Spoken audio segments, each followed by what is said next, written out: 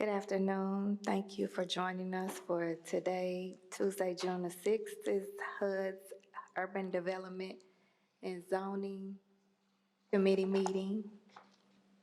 Are we good? Okay. All right. With that, I would like to have the call to order. Madam Clerk, can you please call the roll? Alderman Cone, Present. Alderwoman Schweitzer, Present.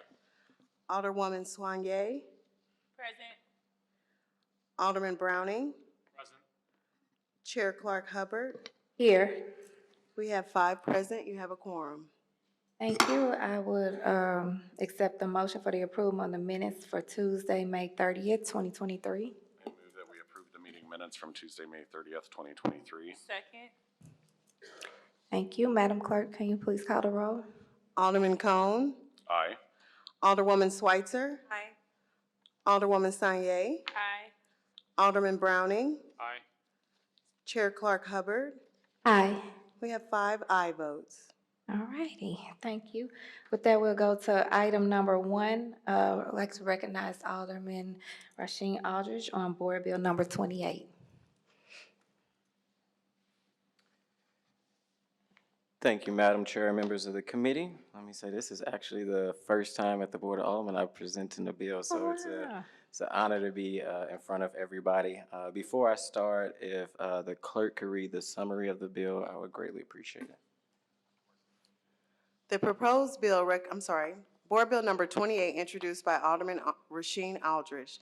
The proposed bill recommended by the Board of Estimate and Apportionment authorizing and directs the mayor and comptroller of the city of St. Louis on behalf of the city to enter into and execute an agreement with the U.S. Department of Housing and Urban Development for the receipt of Choice Neighborhoods Implementation Supplemental Grant Funding, appropriating the sum of $5 million, which the city has been awarded as a Choice Neighborhoods Implementation Supplemental Grant for the Near North Side. The bill authorizes and directs the Director of Community Development Administration to contract with municipal agencies, nonprofit corporations, and other entities as necessary for the expenditure of the Choice Neighborhoods Implementation Funding. Thank you, Madam Clerk. So in the State House, we always say, like, when it's a simple bill, this is a really simple bill, and I promise you it is. So what this bill would do is basically appropriate $5 million in the Choice Neighborhood Supplemental Funds from the U.S. Housing of Urban Development that the city was awarded back in in April of 2023. These funds would be used to complete the housing phase of the development that's happening in Preservation Square. These supplemental funds will be used to construct new quality mixed-use housing that ultimately, once all the housing of this multi-million-dollar project is complete, will be roughly about 675 units in the Preservation Square area. Today, I also have Ms. Rashonda from CDA to also give a little bit more history about when the city was awarded this grant and what the funds will be used for. Thank you. Ms. Rashonda, I hate to even ask you. Come over. Okay. And then we'll need the clerk to swear you in first. All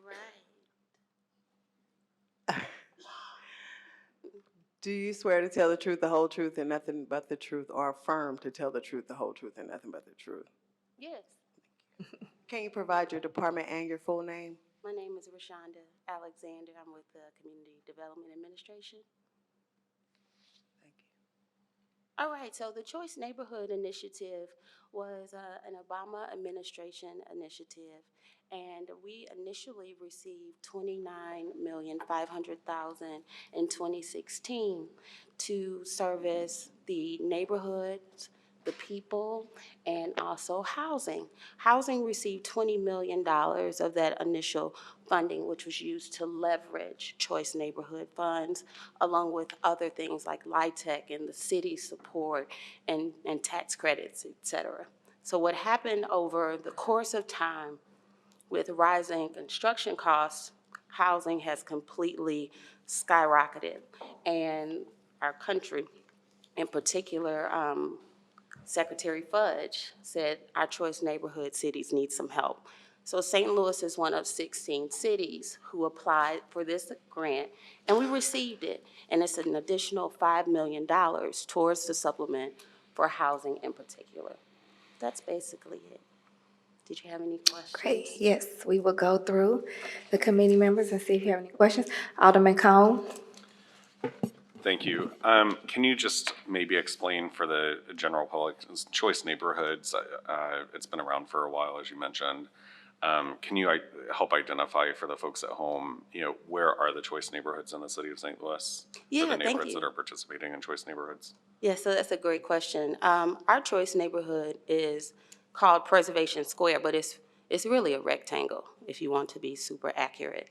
And the four corners of Preservation Square are Carr Street, Hogan, 14th Street, and then O'Fallon.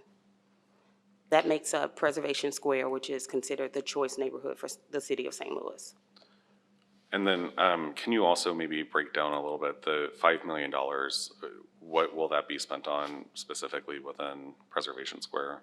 Yes, the $5 million grant that we received from HUD is a supplemental for housing.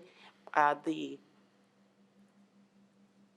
project in particular is 5 phases that are on site with Preservation Square. Phases 1 and 2 have already been completed. Phase 3 is still pending along with phases 4 and 5. So the $5 million will directly contribute to the remaining phases 3, 4, and 5. I don't have any further questions, Madam Chair. Thank you. Alderwoman Slicer? Thank you very much for being here and for answering questions. Alderman Cone asked mine, so I have no further questions. Thank you. Alderman Browning? No further questions. Okay, Vice Chair Sanye? I don't have any questions. I just want to let Alderman Aldridge know you look real good up there as a first timer. Okay, I just have one question, which I'm probably would have asked with anything like this, right? Anytime you're dealing with these kind of neighborhoods and neighborhoods that have been left out of conversations for so long, right?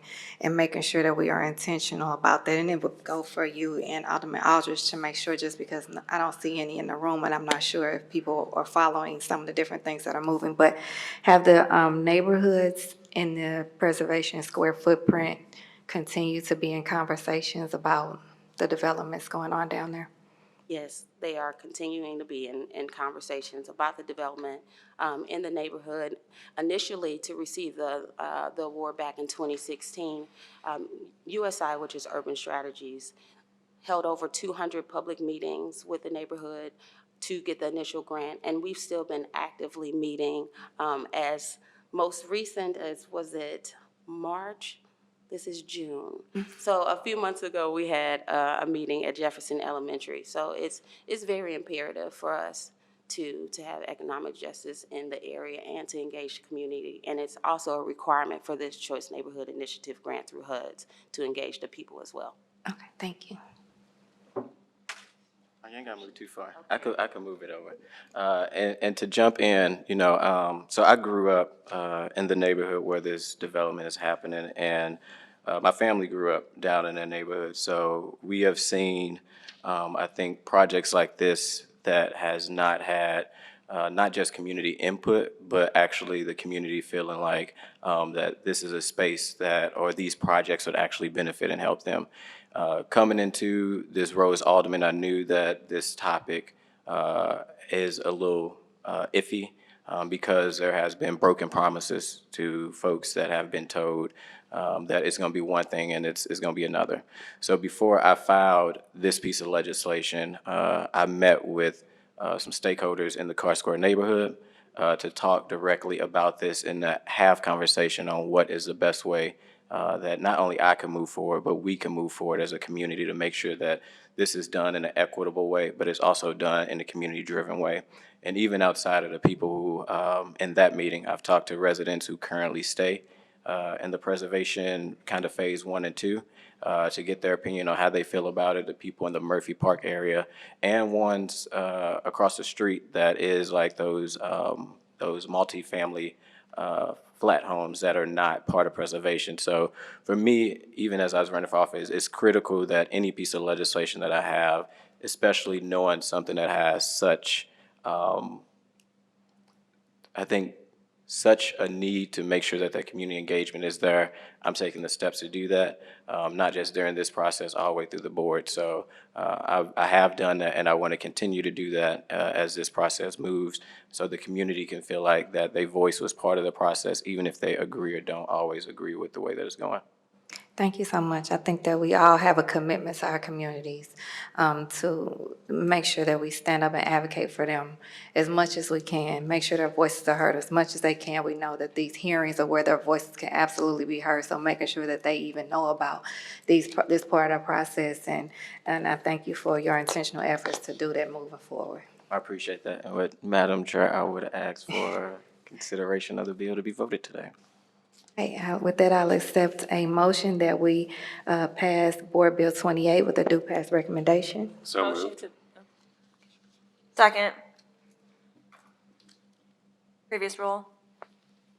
Right, no objections to previous roll. Congratulations, Alderman Aldridge, your board bill has passed. Thank you so 28. much, Madam Your Chair, first members of the board bill, board. that's why you Yeah. said it. Thank you, y'all. All right.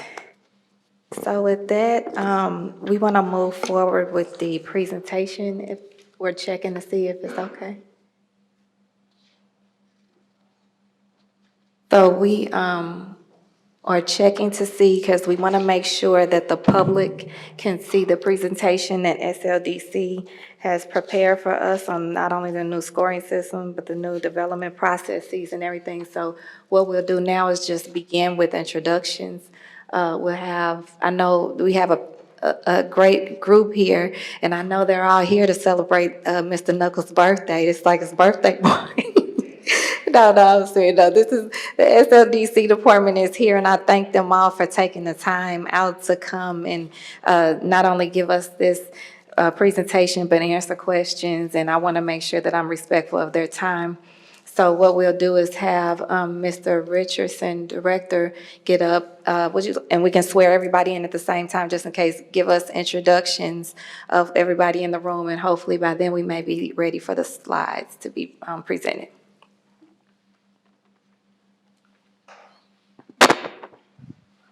Do you affirm to tell the truth, the whole truth, and nothing but the truth? Yes, I do. Thank you. Madam Chairwoman, is it okay for me to proceed? Absolutely. Thank you. Well, Madam Chairwoman and the members of the HUD's committee, I'm very honored to be before you all today to give a high-level overview of some of the changes that we've made to the incentive process to ensure that we have transparency, accountability to the public, but also providing consistency to the developers and the businesses that we're seeking to partner with as we move economic development forward in the city of St. Louis. But prior to us actually giving the overview of the incentive process, I wanted to ensure that the public was aware of exactly who SLDC is, what we stand for, and our role within the city of St. Louis. So SLDC, the St. Louis Development Corporation, is the independent economic development agency serving the city of St. Louis, Missouri. We are an action-oriented organization that exists to empower, develop, and transform St. Louis through a more vibrant, just, and growing economy where all people can thrive. As you can see within our three core pillars, economic empowerment, equitable and inclusive development, and neighborhood transformation, it's aligned with the Economic Justice Action Plan. So in October of 2022, we released the Economic Justice Action Plan, and we also reshifted our organization to reflect that. I have now three leaders, three senior vice presidents within SLDC, Mr. Lance Knuckles, who leads our neighborhood and community transformation pillar, Ms. Stacy Fowler, who leads our economic empowerment work, really spearheading our efforts with empowering small businesses and ensuring that we have the workforce of the future, working with our youth, unemployed and underemployed. And then also our equitable and inclusive development pillar. Our senior vice president that leads that area is Mr. Rob Orr, and that's where we will center most of our presentation around today, is ensuring that we are providing equitable and inclusive development across our city, but really prioritizing areas such as North St. Louis City and also areas of South St. Louis that have been historically disinvested and underserved, to be able to stimulate private and philanthropic investment in those areas through public dollars. The first piece that I want to talk about around SLDC is who we are and what we stand for. We are a people-first organization, collaborative, inclusive, data-informed. We leverage equity in all the decisions that we make. We're empathetic to community voices. We hold ourselves accountable as well as our partners accountable to the agreements that we abide by, and then we are transparent in the process. So as you continue to hear much of our presentation today, you will see these core values very reflected in all of our processes. Our areas of focus at SLDC is real estate development, but also we have neighborhood and community transformation, minority and small business empowerment, and industry and business development. I would like to move actually to slide 7 that has our list of development boards that we are responsible for staffing as SLDC. So the St. Louis Development Corporation has approximately 100 employees that we leverage and utilize to provide resolutions and recommendations to these respective development boards. The Clean Energy Development Board, that's responsible for financing residential and commercial energy and renewable energy projects through the PACE program. Our Enhanced Enterprise Zone Board of the City of St. Louis recommends tax abatement for businesses that are located within the Enhanced Enterprise Zone to the Board of Aldermen. The Industrial Development Authority of the City of St. Louis issues tax-exempt revenue bonds to finance large-scale industrial and multifamily residential projects. And one that you all will get very familiar with is our Land Clearance for Redevelopment Authority. So LCRA oversees many aspects of public and private real estate development in the city. We review development proposals that includes requests for public assistance in the form of tax abatement or tax-exempt revenue bonds. And ultimately, at LCRA and also all of our other SLDC boards, we work very closely with the HUD's committee. So we see the Board of Aldermen as true partners in this process. LCRA acts on behalf of the City of St. Louis, and we follow the ordinances that are ultimately passed by this committee as well as the full Board of Aldermen. And the other respective boards, from the Port Authority to LRA, LDC, the TIF Commission, and PIEA, all are responsible for leveraging and moving forward economic development activity by utilizing these tools in which we are responsible for managing at SLDC. While SLDC is not an agency of the City of St. Louis, we operate as a private corporation with a separate board of directors, and we establish our own budget. SLDC operates independently from the City of St. Louis as a legally separate corporate entity, and SLDC is not affiliated with a political party and is considered a quasi-governmental organization. The reason and rationale for this is we want to ensure that economic development activity happens that meets the needs of the community itself. And while we partner very closely with the Board of Aldermen and other governmental officials, we want to ensure that we have a nonpartisan view on how we grade these projects. And ultimately, when we bring forth the projects, it's done in a very consistent manner. So when Zach Wilson, our VP of Incentives, presents the overall incentive scorecard and the developer proposal report, what you'll see is very consistent process. So you'll get used to seeing projects scored and being led by the community benefits and not just the financial returns on a project, because it's important for us to ensure that these projects are not just adding additional revenue to our tax base, but also are meeting the respective needs of the communities in which they will be located. One nugget that I shared at the Budget and Public Employees Committee last week is that SLDC is governed by a volunteer board of directors, and we have 2 City of St. Louis aldermen, alderwomen that serve on the board of SLDC. And Madam Chairwoman, you're one of them as the chairperson of the HUD's committee, and then also the chairperson of the Budget and Public Employees Committee. We also have 6 seats from the development boards that SLDC oversees, from LRA, Port Authority, IDA, LDC, LCRA, and PIEA. And again, while SLDC is a separate nonprofit 501c4, it is important that there is accountability to the Board of Aldermen. And that's why we have Madam Chairwoman Hubbard on our Board of Directors, is to ensure that we have that accountability, have that transparency as we're making decisions to move economic development forward in the city. So what I would like to do today is pass it over to our Vice President of Incentives, Mr. Zach Wilson, to give an overview of the developer proposal report, as well as the new incentive process that we will be implementing to ensure that you all can ask any questions, because you all will be ultimately the body that determines how we move these projects forward through the process and ultimately into ordinances that SLDC and LCRA and our other respective development boards are responsible for implementing. So with that, I'll pass it to Mr. Zach Wilson. All right, thank you so much. And before we go to Mr. Wilson, I want to make sure for the public again to know that we were really trying to get these slides up to be viewed while they were speaking. It didn't quite work out, so they have said that they will post an additional link with these slides on it and post it also with this recording, rather, of this meeting. So thank you for your patience with that. And if you need any other further documentation, we're always willing to share that information with the public as well. Thank you. Thank you. Good afternoon. Do I have to be sworn in or anything like that? Do you affirm to tell the truth, the whole truth, and nothing but the truth? I do. I got actually two other speakers here. Can you raise your hand? And I'll go at once. Good afternoon. I usually hate following Neil because it's a nightmare. So thank you, sir. My name is Zach Wilson. I'm with SLDC. I've been with SLDC for about 8 years. I'm going to give a brief history here before I pass off to two people in my department. I was recently promoted to SLDC and to the incentives, head of incentives about 2 years ago. A few months after that, we signed a contract with Baker Tilly USA. It's a firm that does financial work with the municipalities across the country.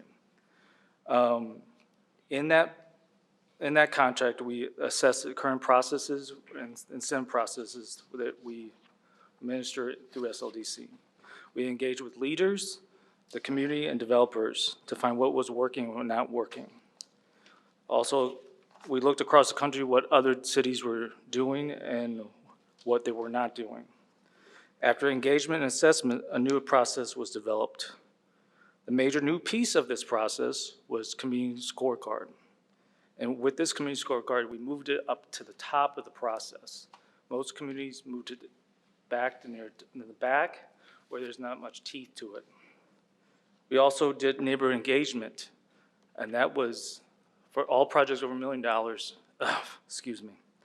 all projects over $1 million, we insist on neighbor engagement before you bring to our boards.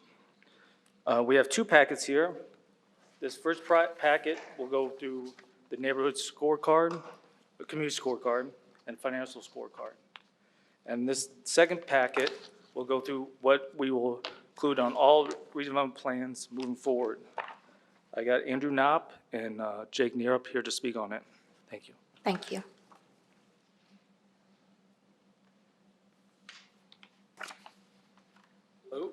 Hello, committee members. Should I get myself sworn in? Just swearing everybody that's in the room, just in case. Do you swear to or affirm to tell the truth, the whole truth, and nothing but the truth? I do. Okay.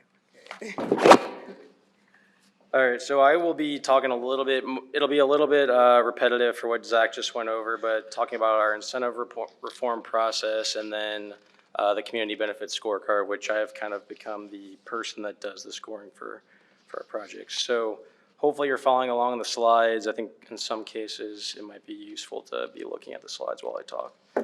So as Zach said, it's kind of been a couple-year process where we, although what we heard from the community and others, had maybe even gone back further.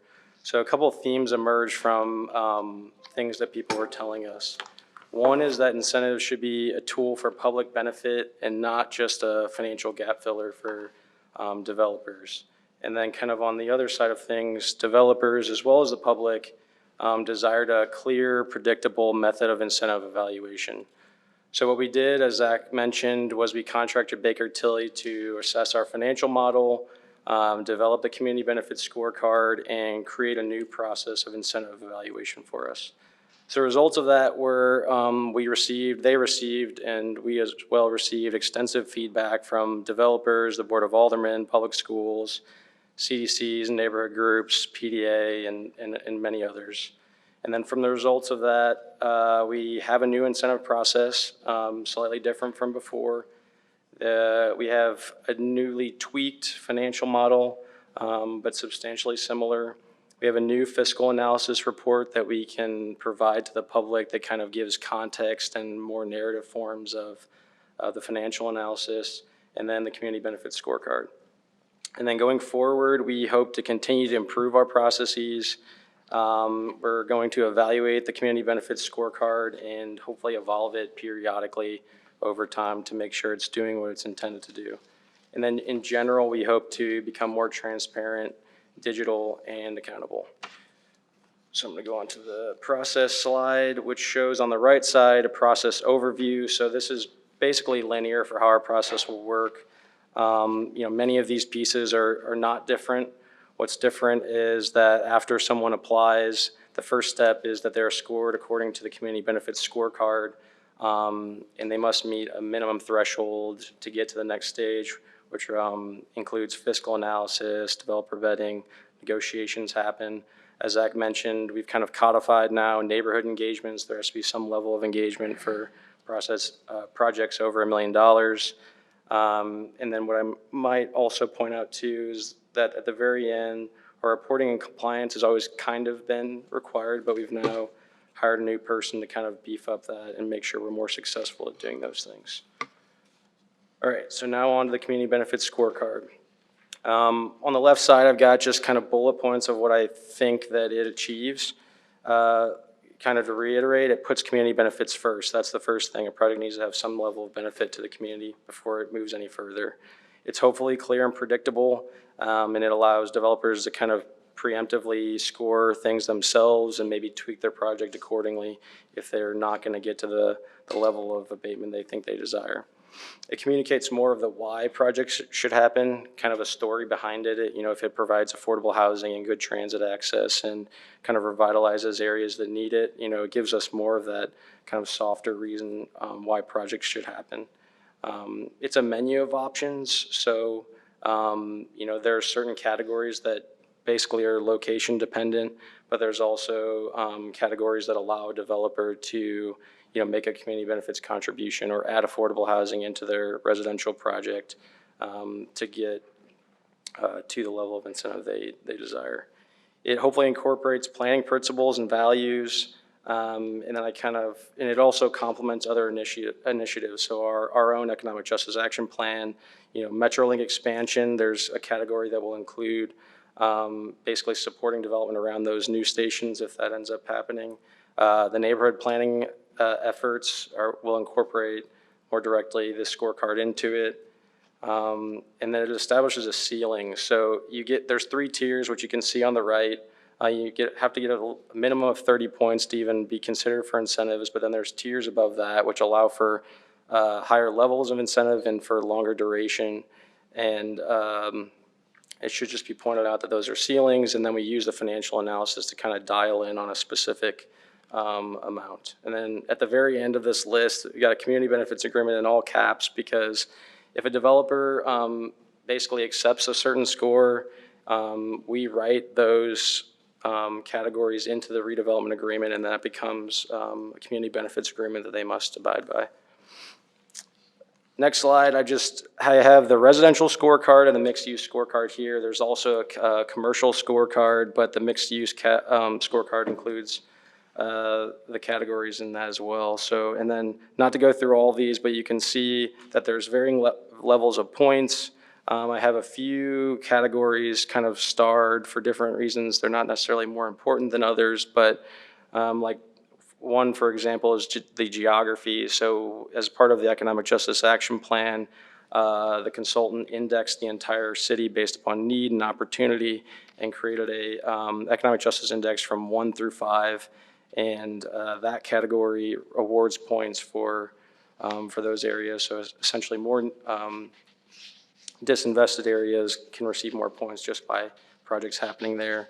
We also encourage basically transit access, affordable housing, and then my personal favorite, commercial corridors, to try to get housing built around commercial corridors, and also mixed-use development to happen on corridors to kind of create those and strengthen those assets for our city, as well as not just points for jobs, but quality jobs that provide benefits, and as well as incentivizing our target industries like advanced manufacturing, geospatial, ag tech, et cetera.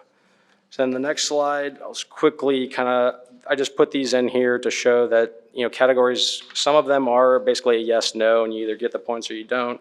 Some have kind of varied levels of points that you can receive.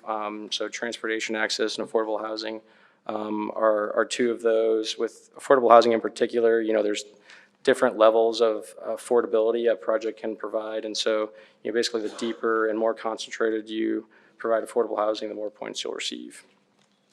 Last slide for me, the desired outcomes of the community benefits scorecard are that we hope development patterns change to emphasize underinvested areas. We've always kind of tried to achieve that, but hopefully this continues to really make that happen. We hope to mold developments to include more benefit to the community, and just because of that, generally cultivate an environment of good, responsible development throughout the city, while continuing to spur investment, and doing this all in such a way that creates more true public-private partnerships rather than SLDC being viewed as kind of a transaction as a part of their capital stack. And then the kind of bigger picture outcome, we hope that we're shifting the paradigm around incentives to, once again, not just be about filling financial gaps and worrying about giving too much benefit or money to developers, but more thinking of this as an investment tool where the city achieves and gets what we want from the developers, and they also are happy to because they make projects happen. So with that, I'll pass it over to Jake and let him talk about the numbers. Thank you.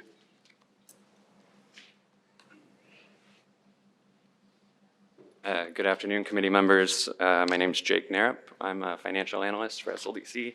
I've been here for a couple years, and I think I've worked with many of you virtually, but it's nice to see you in person. So as Andrew mentioned, the community benefits scorecard has kind of been the primary change to our incentive process through working with Baker Tilly. But parallel to that process, we were also making tweaks to our fiscal impact model that we've been using since about 2017. So my predecessor created that model before my time here, and it's a fairly complex Excel workbook, but the goal was pretty simple, and that's just to estimate and try to get our arms around new tax revenue that would be generated as a result of a real estate program being built. So the main piece of that is new real estate taxes, but we also capture personal property taxes, retail sales, payroll and earnings taxes, parking taxes, all of those things, and we project them over time and compare them to the baseline revenues that that parcel or parcels are generating currently. So the model itself creates an operating pro forma. And so we take all of the developers' projections, we make our own adjustments to them, make kind of reasonable expectations for expenses as well to get to a net operating income, which is an NOI. And then we can apply a cap rate to that to estimate what an appraiser would see this project is worth. And then we can get to that estimate of what taxes would be compared to the base. We estimate developer's return. This is kind of the lever that we use to turn incentives up and down. This is an imperfect science, but the way our model works is we assume a property is held for 10 years and then sold at market value, and that's the developer's return. We can make that estimate with the incentive and also without. So the incentive, in this case, primarily tax abatement, is not an infusion of capital, it's not a grant, it's just a reduction in expenses. And when you reduce expenses, you increase NOI, so that makes the property more valuable. So we can essentially estimate what this property is worth with the incentive attached and what without, and then we use that as a backstop to keep from over-incentivizing projects. So we use market data from all over the country. We have Midwest data, we have St. Louis data, and we can look at what those reasonable rates are depending on what the proposed use is and in what part of the city. So there is no one-stop return that's the ceiling for a project. It depends on where the project is and what the type of real estate program is. Some projects are riskier than others. We allow higher returns. some projects are safer and we would want a lower return on that project. I think it's a good reminder to everyone that base taxes are frozen during the abatement process, and a portion of incremental taxes are always collected. So in no case ever are taxes actually reduced as a result of an incentive process. And I would say, I kind of forgot to mention earlier, but there is no one-size-fits-all model for developer return. Our model is very much keyed towards mixed-use projects, multifamily projects. When we get into owner-occupied industrial uses and stuff like that, there really is no developer return. At its core, our model is a real estate model, and if the value of the real estate is a manufacturer's ability to produce more of an object, that's not something that we can necessarily capture. And then we would lean more on our community benefit scorecard, and we do frequently harass the assessor to make sure we are being reasonable in all of our expectations for these projects. Mr. Knopp also mentioned, but parallel to all this stuff, we've hired a new compliance manager, Ms. Madeline Swanstrom, who's sitting over here, in our attempt to kind of not only make sure that our developers are adhering to the terms of the redevelopment agreements, but also to be a little more proactive down the road and have some backwards-looking analysis to look at the projects that we incentivized, the impacts that we projected for those projects, and then what was actually kind of collected on the back end. So full disclosure, I was hired to do that 2.5 years ago, but then we lost like 3 people in our department, so roles change. But at that point, I think I would defer to Mr. Richardson for any, or Mr. Wilson for any closing comments, and then I'm sure we'll take questions as well. I'd like to go through this packet real quick because you'll be seeing this from all board bills coming from SLDC, mostly for tax abatement and TIF. First page is basically a table of contents. The page number 1 is the project summary, basically the cost versus what number of units are going to our commercial space. Page 2 goes into the applicant's history. This one is RISE, so it's a lengthy narrative. And page 3 and 4 is the other developments the developer has done in the past, and it gives a little synopsis of everything they've done in the past. And page 5, it shows you what step in the process this is. So they already went through the application and the LCRA board, so this next step is the Board of Aldermen. A lot of people think after the Board of Aldermen, the project will get abatement. That is not true. We have to designate the developer, then they have to follow MWB compliance. If they do all those things, then the tax abatement is activated. A lot of times, projects are still completed, but we do not activate tax abatement because MWB is not met. So page 6 just shows you the community scorecard and where they scored at. Page 7 is what the SLDC staff recommended, and then what the board, LCRA, PIE, or EEZ approved or supported, and the resolution number. Then pages 8, 9, and 10 are the economic analysis, and page 11 is the letters of support. This one, please don't get used to this many letters of support because this is a very good project. We would expect maybe 2 or 3 at most, but this was a very robust project that checked a lot of boxes. And number 12 is the SLDC conflict of interest form, which I will be signing mostly, or anybody else that touches an application. So be happy to answer any questions if you have any. I'm going to open it up for questions from my colleagues, but first, because I know how this is, especially when we don't have the slides in front of us and the public doesn't. You all did say what LCRA is, but let's go back and make sure everyone understands what MWBE is. Minority compliance. And just want to speak just a little to that, what the. Every incentive project has to meet minority compliance. It's 24% minority, and then 11% women. Firms have to be awarded contracts through construction for each project. All right. And just to speak to that, Madam Chairwoman, there's 3 ordinances that I definitely want to call to the attention of this body as well as the public. We have ordinance 70767. That really states the requirements to meet the women and minority-owned business enterprise goals for each one of those projects. 71094 speaks to prevailing wage as well as the residency goals that each project must meet. And then most recently, 71620, which is passed this last session, around the developer proposal report. So we did codify that language to ensure that the developer proposal report was consistent when we shared it with the Board of Aldermen and their respective bodies there. So those various ordinances are obviously public and people can see that. And also what we do within LCRA, before we assign the developer to the project, we enter and negotiate the redevelopment agreement. So the redevelopment agreement is really what sets the requirements and the partnership between LCRA and that respective developer. So ensuring that they meet all of the various ordinances as well as the community benefits that were agreed on or agreed to prior to us entering into that agreement. And so that's how we are legally able to claw back any incentives if the developer does not meet those goals and hold them accountable through the process. As was spoken to in the presentations, tax abatement is not awarded once LCRA enters into that redevelopment agreement. We ensure that the developer actually meets all of the requirements within that redevelopment agreement, and then there's a letter that's sent from LCRA and SLDC to the assessor's office to actually activate that abatement. In some instances, that may take 2 to 3 years for that construction to be complete and for us to verify that all of the standards within that agreement were met. So I just wanted to ensure that you all were aware and also the public was aware that there's a lengthy process for abatement to actually be activated for a particular project. All right, thank you very much. All right, Alderman Cone.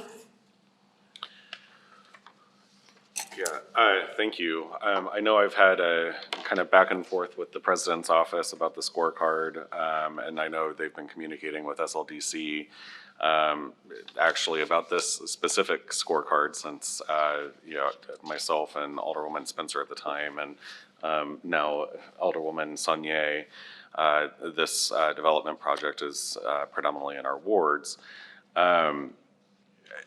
One of the questions that came up during that discussion, I'll call it, the transportation access. So the way that transportation access is graded, for example, you've got 3 points if it's within a quarter mile or less from a bus stop, 5 points, and then it changes the criteria. So, it's 3 points if it's a quarter mile or less from a bus stop, and then it's 5 points if it's a quarter mile or less from Grand 70. And then it's 7 points if it's a half mile or less from an existing Metrolink, station.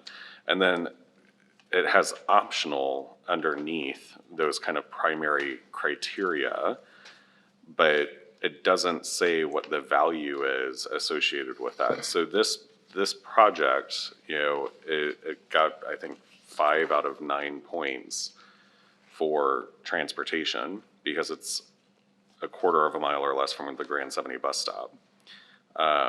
Didn't get any additional points if it was a quarter mile or less from a bus stop, because the Grand 73 or the local 73 also runs through that area as well. It's also fairly close, but I'd have to figure out the actual distance to, where it falls within the new North-South Metrolink expansion as well. But why isn't it that these are the same going across the board, and then the optional or the additional criteria going down? Yeah. So that may be slightly confusing potentially, but basically we chose the point levels to be, the basic is being within a quarter mile of a bus stop, and then you could be within half a mile of a Metrolink stop. But I think you just hit the nail on the head by saying the basic criteria. So it's not a basic criteria across the board. Yeah, and so we're basically trying to accomplish a lot of things. We want to be very close to bus stops because those provide some level of transit access. I am all about TOD, all about it. But I think we need to be fair in how we're assessing projects across the board. And the way I'm reading it, and feel free to, I'm just trying to share some perspective here. So a project would get 7 points if it's in half a mile of an existing Metrolink. Right. There is nothing in North St. Louis that's within a half mile of an existing Metrolink. Right. There's nothing in Southeast City that's within half a mile of an existing Metrolink. But then under that, as optional, it says kind of the two other qualifiers before. So does it have to be both of those qualifiers, or one of those qualifiers, all three of those qualifiers? What exactly is that? Because the way this is ranked, it's 5 out of 9 points because of where it ranks within that first classification. Right. But it might also fall into, so where does the optional how are those ranked? How are those? Optional essentially means that it wouldn't need to meet the other lower point level categories in order to still be able to get the 7 or the 9 points. So essentially, anything in the central corridor or downtown where there's an existing Metrolink station. Right, exactly. And so that would is, get 7 points versus something in North City that has a bus stop.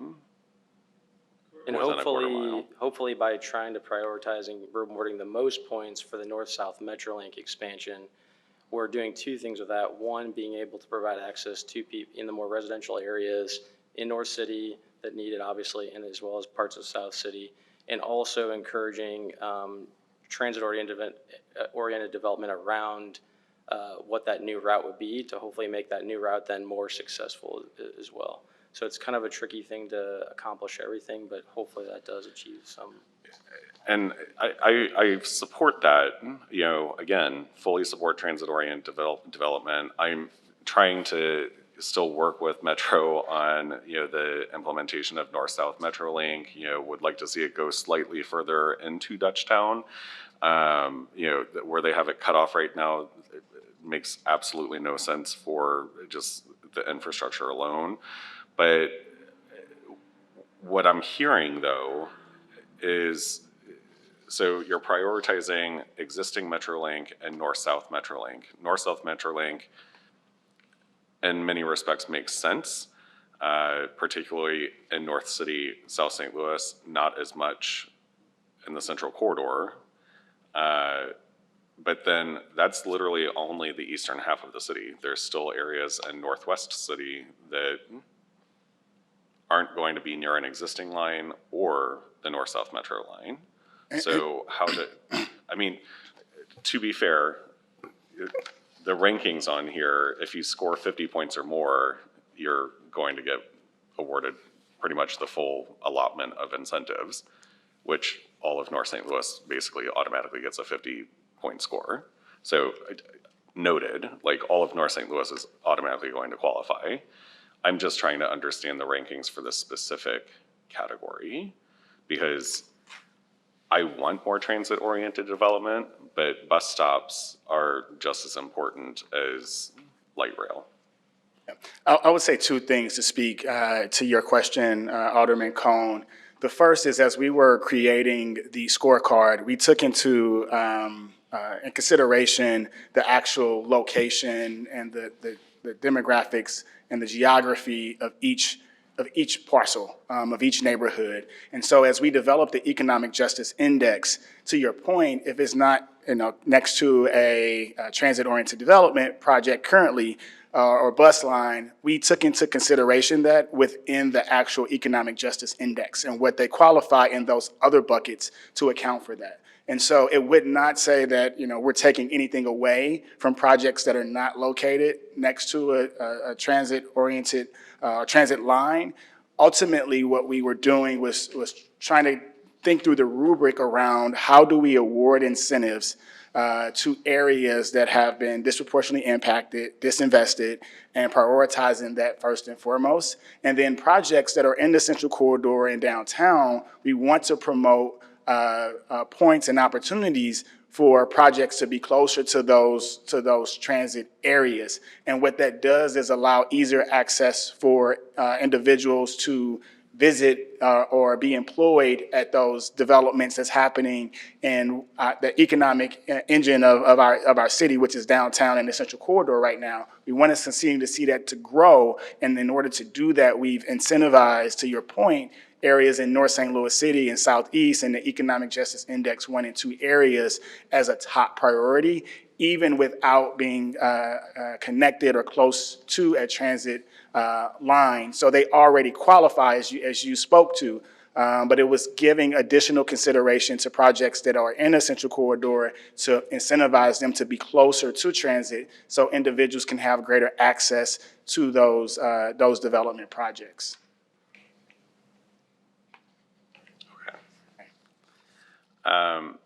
So along with the, I'm losing my place here with the different proposals. So with the disclosure here, thank you, Mr. Wilson, for, there you are, signing that. I was under the impression, and there were a couple changes to Board Bill 64 as we were going through this, so forgive me if my memory is failing me here, but I thought we also had a requirement that any board member also provided a disclosure. So LCRA board that reviewed this would also have to have their disclosures. I will look into that. If that's the case, we can add those. Okay. Again, there was a lot of changes, going through that, but I thought we also were requiring that as a condition of Board Bill 64. I just pulled it up. I'm going through it, but I'm also trying to be present as well. So, and then lastly, since this is kind of related to Board Bill 64, the transparency component of that, having meetings posted online, is all of that worked out now? All of it's, yeah, we've been posting all of our board meetings from SLDC, and all of our respective development boards are now recorded and posted online for the public to view at their convenience. Wonderful. All right. That's all the questions that I had. Thank you, Madam Chair. All right. Thank you all. Thank you. Alderwoman Slicer? Thank you so much for being here and for this presentation. This is so much better than what we used to get. So first of all, just thank you for that. I think that's a huge movement forward, and I think all of this is what I think we want to see. So I have a few kind of nitty-gritty specific questions. One in particular on, the community benefits scorecard page, where it goes through 80, 90, 90. Why were those percentages chosen versus like capping at 75%, which I know has been something people have discussed? Wait, what?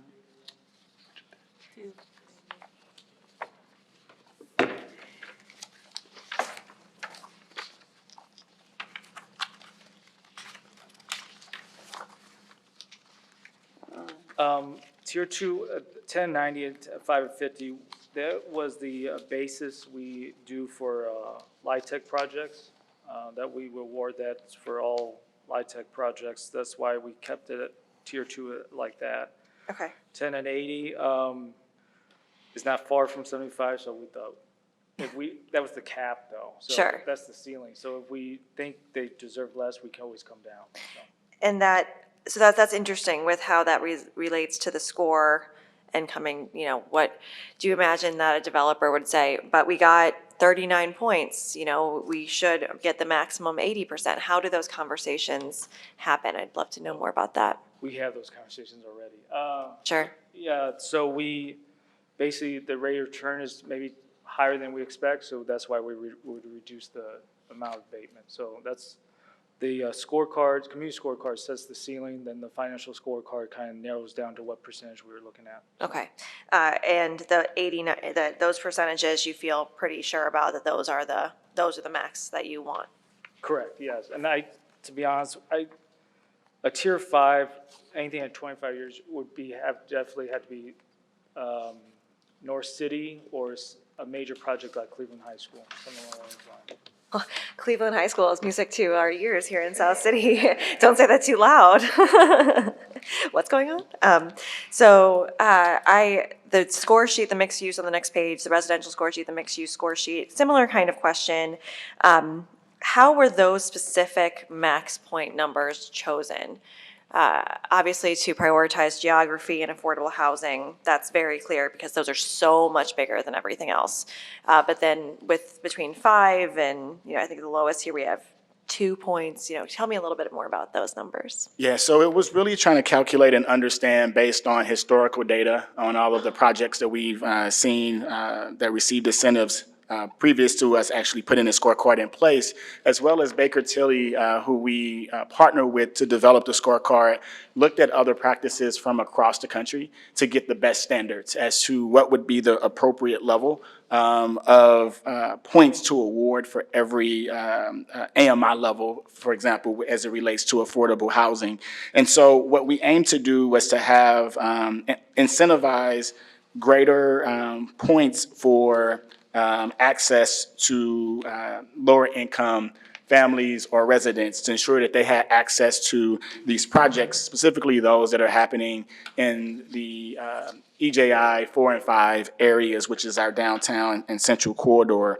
We want to see more housing affordability in those areas. So we wanted to over-incentivize those units to be built. And what we've seen as a challenge is for developers, even if they have the low-income housing tax credit award, is to be able to make those units accessible to those that are at 30% AMI or below, because the actual rents that they receive for those units are lower. And so in order to ensure that the project financially is feasible, we have to provide greater incentive to provide that community benefit. And so based on that calculus, that's how we determine those numbers, based on the anticipated rental amounts and rental incomes that were received at the various levels, whether it's 30% AMI, 60% AMI, or 80% AMI, or the area median income. And so that's kind of how we calculated that. And then they also get incentives, increase the number of points per the number of units that are created for each one of those brackets.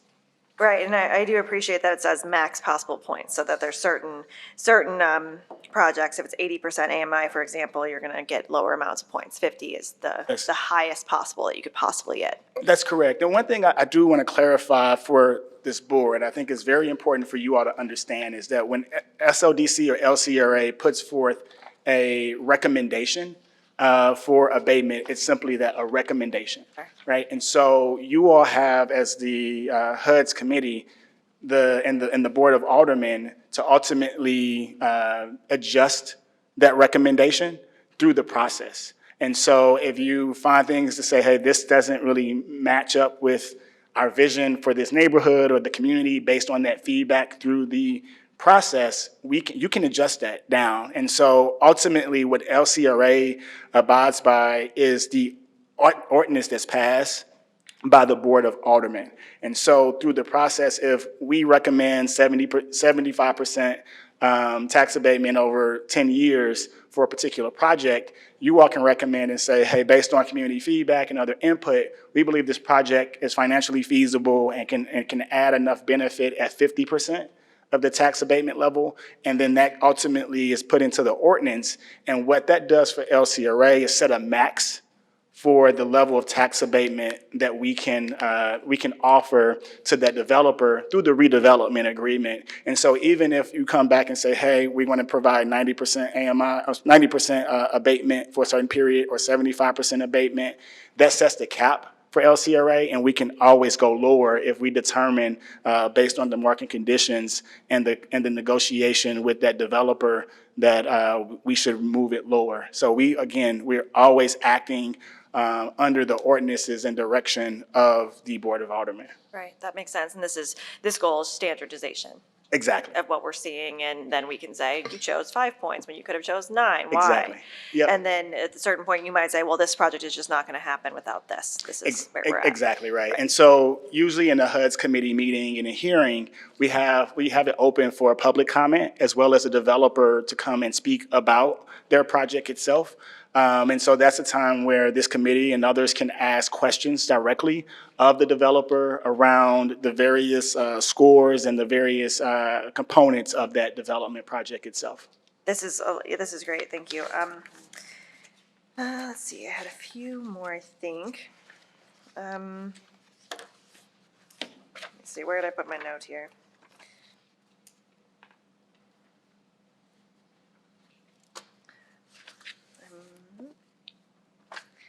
I may have lost my last question, in which case we can just move on.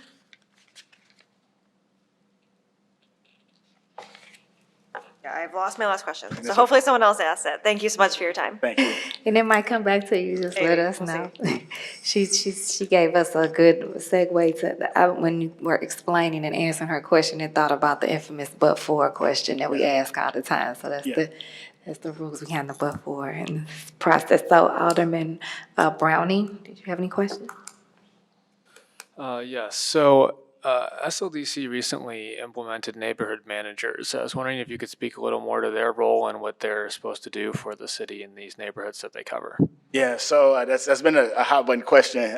So I think we should make sure that the public has more of that information readily available as well. So we'll be sure to do that. But overall, the neighborhood manager is the face of SLDC in all 79 neighborhoods. So we've hired 10 neighborhood managers to work with the community-based organizations, the CDCs, as well as the businesses and the residents in those various neighborhoods to ensure that we are being responsive to their needs at SLDC, but then also to ensure that we are communicating to the public all of the programs, initiatives, and priorities that have been set from an economic development perspective through the City of St. Louis and through the St. Louis Development Corporation.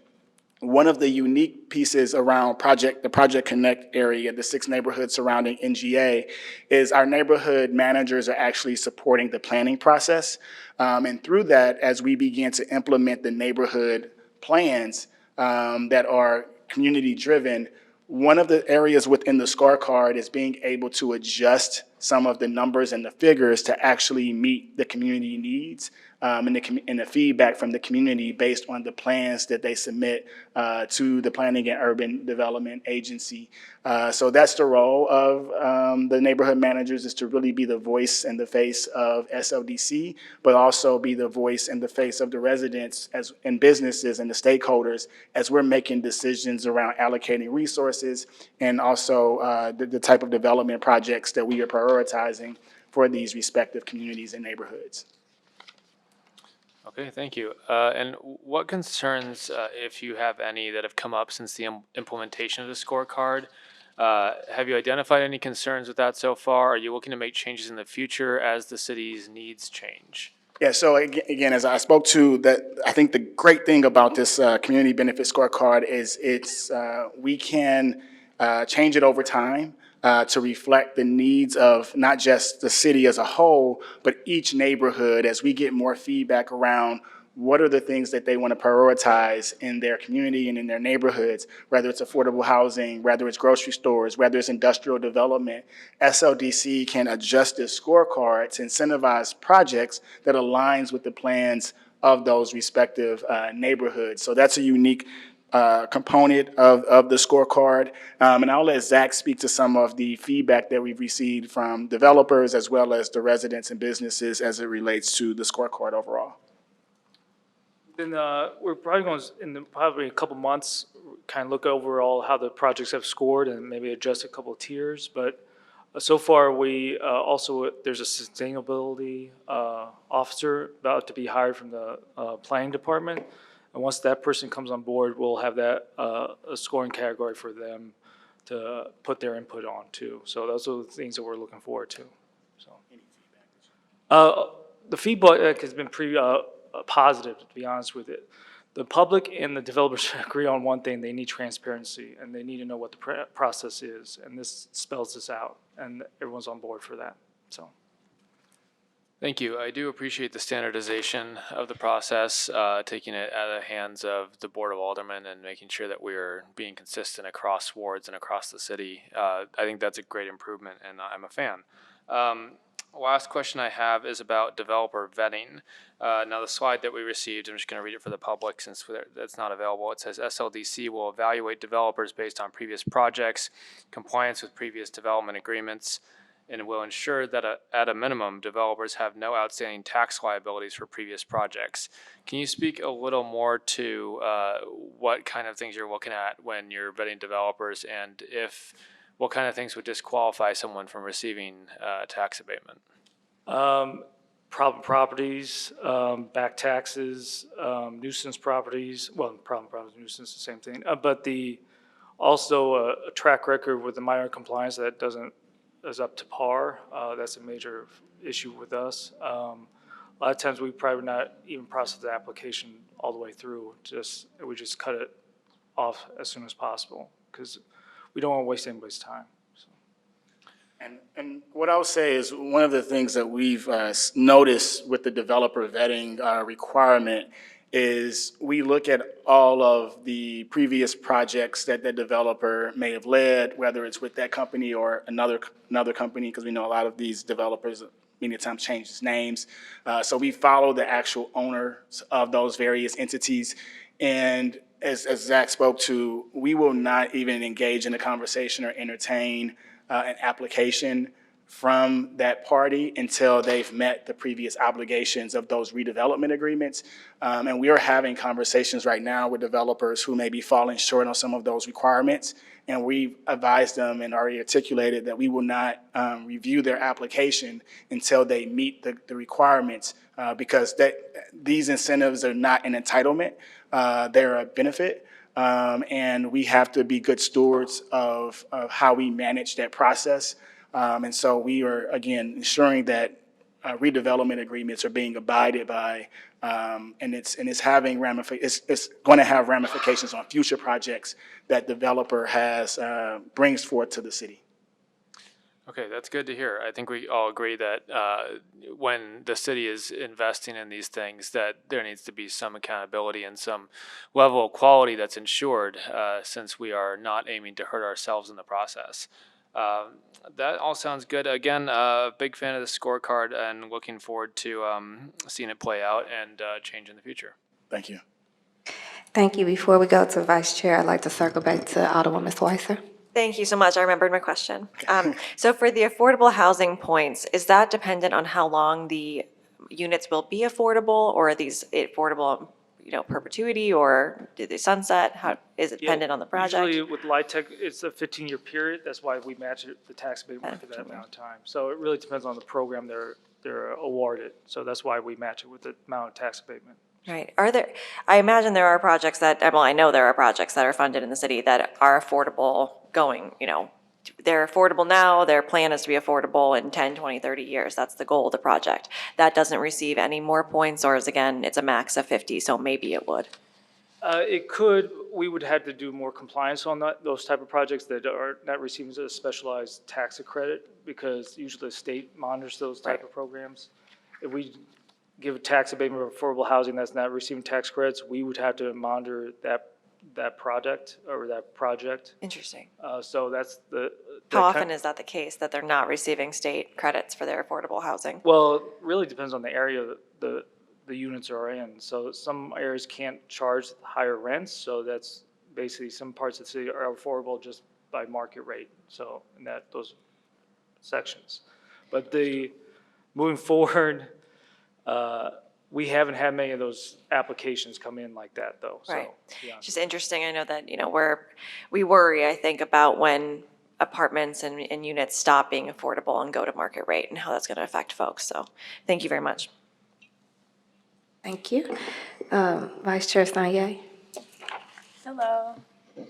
First, I just want to thank you all for coming today. I'm on the Budget Committee as well, so I know you guys have been busy trying to give us the information that, it is useful to us. And I know technically you all are, a private entity, so I appreciate you guys coming to Budget, and it helps me to kind of get clear.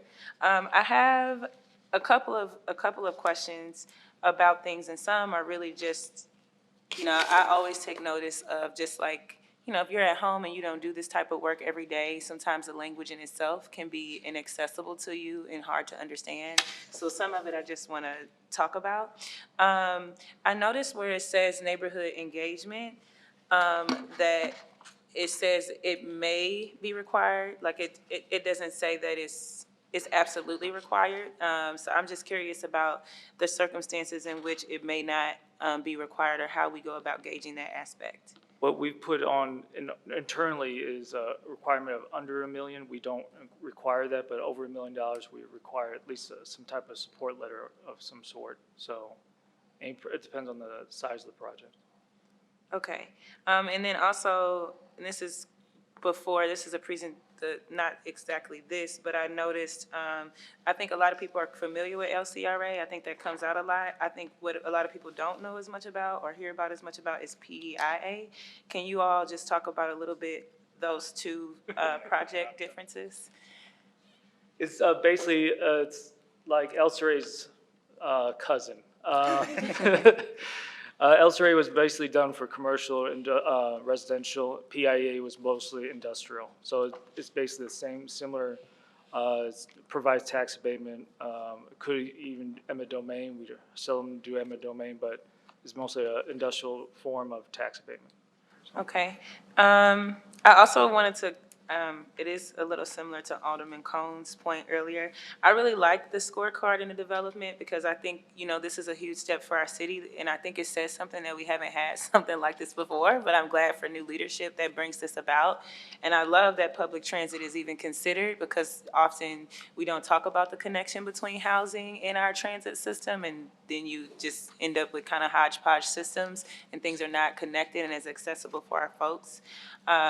So I'm glad to see that in there. I know at the end you even have, and one thing, even in conversations I've had with you all, you always lift up, hey, this is a living, breathing process. So nothing is permanent, everything can be fixed. So I definitely think, it would be worthwhile to look into Alderman Cohn's point and maybe taking a more robust look, especially since we are going to be investing so much money into our transit system. How do we make sure that that is connected to our housing, and particularly our affordable housing, and particularly areas that are often kind of separated and left in a silo? One of the things I think I've observed is there's poverty, and then there's like isolated poverty. And I think, there are areas in our communities that the isolated poverty has a lot to do with the disconnection between affordable housing and our transit systems. I also had a question about, it says quality jobs. I was just curious about, how do we define quality jobs? It's a pay rate. Jake, what was the? So there's a livable wage that has to be, that's like codified out, so it's an external source of that wage rate. They have to either be a certain level of pay per hour, or another level, and also providing benefits. And then you get those points in that category if 80% of your jobs meet that requirement. It's not just one or two. It's got to be like substantially providing quality jobs. So technically you could have some where all your jobs don't have to, well, I guess prevailing wage would kick in. They would all need to, okay. And then I also have a question as far as quality jobs go. Does SLDC give projects that employ union labor a higher score, or, how is that factor just tracked across projects submitted to SLDC? I guess you go ahead. I mean, unless I'm wrong about this, we don't currently, but like you've brought up and like we've been thinking about, we're happy to take feedback like that and consider it for, but I wonder if minority compliance or some level? Yeah, so in the prevailing wage ordinance 71094, it has some requirements around the wage. It doesn't have a restriction on do we hire from the union specifically, but there is a prevailing wage number that needs to be met during the construction period, as well as tracking the number of apprentices that are on the site. And so we want to promote more apprentices actually being on the job site, because that's how our overall workforce is going to grow. So there are some requirements around apprentices as well as residency requirements, because we also want to incentivize projects to actually work with residents, hire residents from the city of St. Louis on these projects. So those are all within the, again, the ordinance 71094. Okay, thank you. And then this is maybe a little bit more of a general question for you all. Do you feel, I know we've recently had a lot of legislation last season, do you feel like there's more work to do as far as a board of aldermen to, I think you all are just a group of great leaders, and I think that's excellent when we have phenomenal leaders that care about equity and care about all of St. Louis, especially, areas that have been historically disinvested in on the north side and on the south side. But then, politics in the city, my concern is, things can change. The people in the seats and the positions are changed. Do you feel confident that we have enough of this process kind of codified and put into law where it's policies and systems and not just based off of the people who are in the seat having the will to do it? Yeah, I think this one testament to Alderman Cone and now President Green is moving forward with Board Bill 64 in last session was to codify a lot of the developer proposal report and the information that's required from SLDC and LCRA holding us accountable. So when we present projects, they're done in a consistent basis, and any changes to those requirements would require a amendment to those board bills and those ordinances, which would raise question and obviously provide opportunity for public comment to be provided to ensure that it reflects the appropriate process. So I would say today, we are in a great position to move things forward, but always willing to have additional conversations and discussions with the Board of Aldermen to ensure that we are living up to the standard in which our purpose statement states. Thank you. And then also, when I was looking through this, and even for things that have conversations started in the ward that I have the honor of representing, I noticed that you guys actually have a spot that evaluates the impact on the school district. I love that. I was on the Board of Education before this. They have a strong relationship, and I think they're just often not even considered when these processes take place, even though they absolutely have a large, stake in this. So even in a project when you can see the existing school taxes versus the projected school taxes, I think that will help a lot of folks in the public and families understand necessarily all development is not bad, and a lot of it can be good, but having a place where you can go to get that analysis, a consistent criteria is really helpful for that. And then I wanted to comment, following up on Alderman Browning's point about the neighborhood managers. Mine is excellent. I told you that in budget committee. But she is, we talk all the time. We're working on some things together to help some small businesses in the area. She's very resourceful. I think Lisa Otik? Aki. Yep. Yes, she's very resourceful. She responds quickly. And then I guess I had another question too, and I'm sure we will talk about this more. I see a lot of references to the Economic Justice Index 1 versus 2. So could you explain for folks who are at home, what is that? Just giving some background and context on what that is. And I see it has a strong relationship with geography, which makes sense, but I just want to make sure people at home understand. I'm trying to find the map, but what we really wanted to prioritize through the Economic Justice Index was to ensure that we are taking not just the current conditions of a community into play, but also understanding the historical injustices that are happening from redlining to racial covenants, to also our unoccupied lots and vacancy, and taking those things into consideration. And so as we're looking at the Economic Justice Index, there's two indicators. One is the indicators of need, and the other is the indicators of opportunity. If we don't have the slides up already, I can go into it really quickly. Indicators of needs is the areas that were redlined according to the Homeowners Loan Corporation maps. Contains a high number of unoccupied lots. Is the unemployment rate high? Or the residents predominantly African-American or marginalized communities or population? Is the area in a HUD qualified census tract? And for purposes and context for the public, HUD qualified census tract is an area that has over 50% of the geography is actually at 60% AMI or below, or have a poverty rate of 25% or more. So that's what determines the HUD qualified census tract. As we've stated here several times, all of North City is deemed a HUD qualified census tract, the majority of it, and then areas in Southeast such as Gravois Park and Dutchtown are also fall within the qualified census tract. Indicators of opportunity. Is there a commercial corridor with ongoing construction activity? Is there opportunity zone or historic district or opportunity sites present Does the area contain grassroots organizations like a CDC, a Community Development Corporation? Is there existing special business district, community improvement district, tax increment financing district, or a transportation development district? And so we are prioritizing areas that have the highest need and opportunity that we want to see development actually take place. And the Economic Justice Index gives some consistency and some understanding to the public as well as the developers and other government officials around how we're prioritizing developments within these various areas and neighborhoods. Thank you. And is there a way to see, I think it could be helpful to us as a committee as we move forward, and maybe it is out there and I just don't know.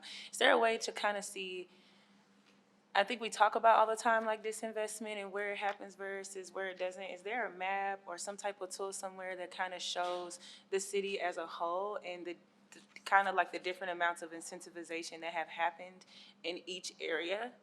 Yes, and we're actually working to update our database to be able to more consistently provide that information to the public. And so we are actually upgrading our technology through Salesforce, creating a new platform where developers will go in and upload all of their information as it relates to the community benefits as well as the financial return on the project. So that's transparent to the public. But also as we incentivize projects across the city, we'll have a map showing where all of the projects that we've incentivized are located and the impact that they've actually driven. That's a long-term goal, is to not just see the outputs of the number of projects, but ultimately the outcomes, like that this actually stimulate other development in the area, that it drive population growth and other key primary goals within the Economic Justice Action Plan. Okay, and this question I've asked off the record, I'm gonna ask on the record though, for folks at home as well. So there's a lot of emphasis too, just, I've even found it interesting the way that neighborhood plans can be such an asset. I think there's concerns by a lot of folks in our communities about, you know, putting citizens and what people want for their own communities ahead of, in neighborhood, I think neighborhood plans help make sure that the community has identified what they want, and then they, you know, allow all of us to decide development projects based on that.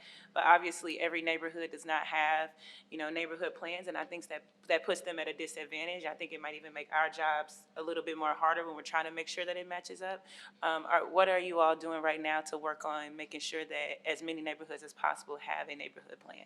So our executive director of the Planning and Urban Design Agency, Don Rowe, they recently issued a RFP to bring in a contractor to advise us on updating our strategic land use plan. So our strategic land use plan is the comprehensive plan for the city of St. Louis.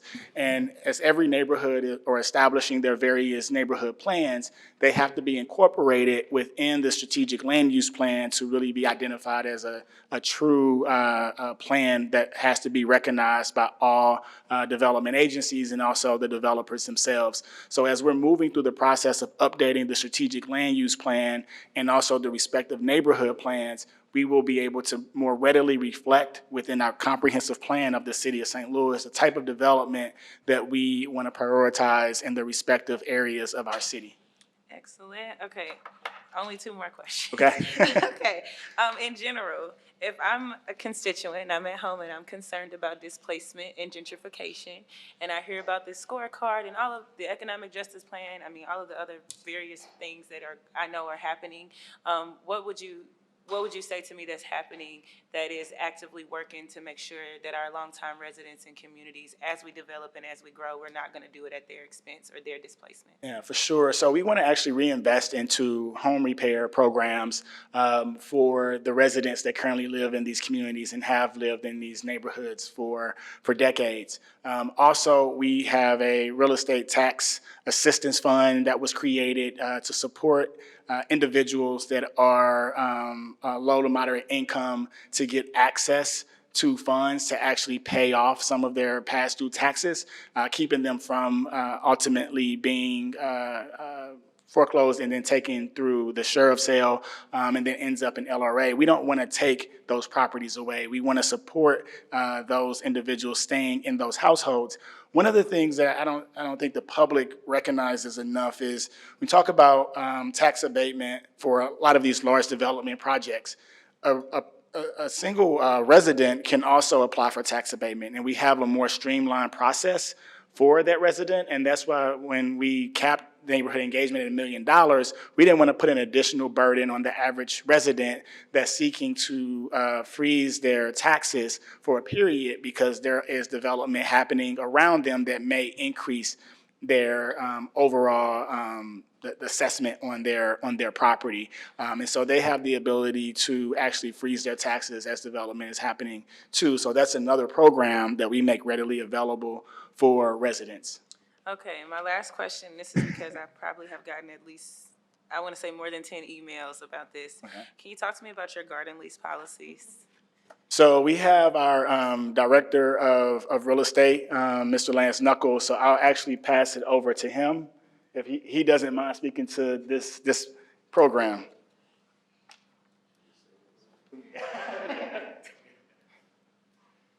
Lance Knuckles, great pleasure to be here. Senior Vice President of Neighborhood and Community Transformation, as well as the Director of Real Estate. So the conversation about garden leases, that program was discontinued with another program with the thoughtful intention about ownership. The garden lease program has been used as a tool where folks feel there is ownership in that product, and it isn't. And so we've taken some steps to discontinue that product. And then recently in our last commission meeting, I will be sending out a letter. We have actually taken every parcel that has a garden lease on it out of the inventory for us to do engagement throughout the summer, to then design a product in partnership with community, to then give those leaseholders first right of opportunity to purchase. And if they choose not to purchase, then they'll go back into the standard agreement that they have. But we want to make sure that those who have a garden lease have a pathway to ownership, not leasing. The lease has been the continuous point where folks are growing their gardens to get healthy, and then the real estate gets sold, which is a part of the lease agreement, that the parcel can still be sold while it's being in utilization. So we're actively looking to design a new product to create a pathway forward for residents who are currently in a garden lease to be able to have a pathway to purchase. Okay, so it's kind of in response to, and I've seen that as several times in response to several like community organizations or neighborhoods owning or leasing, and then there's something happens. And honestly, I've seen you all come and engage the neighborhoods and sometimes encourage the buyer to do elsewhere, but you're trying to eliminate the problem long-term and see if there's a way that they can just own it outright so that it can't like be sold from under them per se. Well, just for the record, LRA is a part of the environmental justice component of the Economic Justice Action Plan, that not just getting properties back onto the tax roll, but understanding the environmental injustices that have happened. And ownership is one of those pathways, but more importantly, access to green space and growing is actually vital to the economic vitality of North St. Louis. So we do have growers and farmers who are looking to leverage resources, or more importantly, real estate, to become growers at a larger scale that can have benefit from an economic standpoint to North St. Louis. So we want to thoughtfully create a product that would allow them the pathway to that ownership without using the general lot or the square footage price, because that would actually make it inequitable for them to do so. Okay, thank you. You're welcome. All right, great. I wanted to ask Mr. Knuckles, don't sit down, birthday boy. So Happy birthday. I wanted to just follow up on the question about the neighborhood planners, because I know they're under your direction. There's a question about that. After that, I want to go ahead and publicly again thank all the members of the St. Louis Development Corporation that took the time out today to come to this meeting. I would like for them to be introduced by name, not just for us, that so we can show the public that, again, they've been here the whole time listening, ready to answer questions, as a definitely a public showing of how we are working in partnership, as Director Neal said, with the HUD's committee and SLDC and moving development forward. So I'll start off with the question. Because I kind of feel like we've had two different questions asked on different sides of that about the responsiveness of neighborhood, what are they called, neighborhood? They're called neighborhood managers. These neighborhood managers, what is the responsiveness? And I've been in meetings where that question has been asked as well, I also would like for you to answer publicly what the relationship is supposed to be, or what your vision of the relationship was with an alderperson and a neighborhood director, so that the public can know that as well, because some of the public, I think, have called on us like, where is your neighborhood planner, or what is your neighborhood planner doing? And I the situation with my neighborhood planner, so I don't know how to respond to say they don't report to me, they report to you. So if you can make a public response to that, please. Alderwoman, I definitely can, Council. So again, Lance Knuckles, honored to be here. Neighborhood managers are actually overseen by my senior neighborhood manager, Andrew Turnage. And so as we move forward, he will be actually in my stead, if you will, answering these kind of questions as he continues to take reins of this team as they grow and develop. But I'll actually be able to communicate and respond to that. I think neighborhood managers, Mr. Richardson has done a phenomenal job identifying kind of the role. I would actually give it a little different context, is that neighborhood managers are the center of the hourglass. On one side is city departments and other access points to government and opportunities in the city, and then the other side is community, and their real function is to be able to communicate between both and working in support of, I want to be really clear, working in support of our aldermanic leaders to find opportunities and tools that support economic development and the revitalization of neighborhoods in which you all service.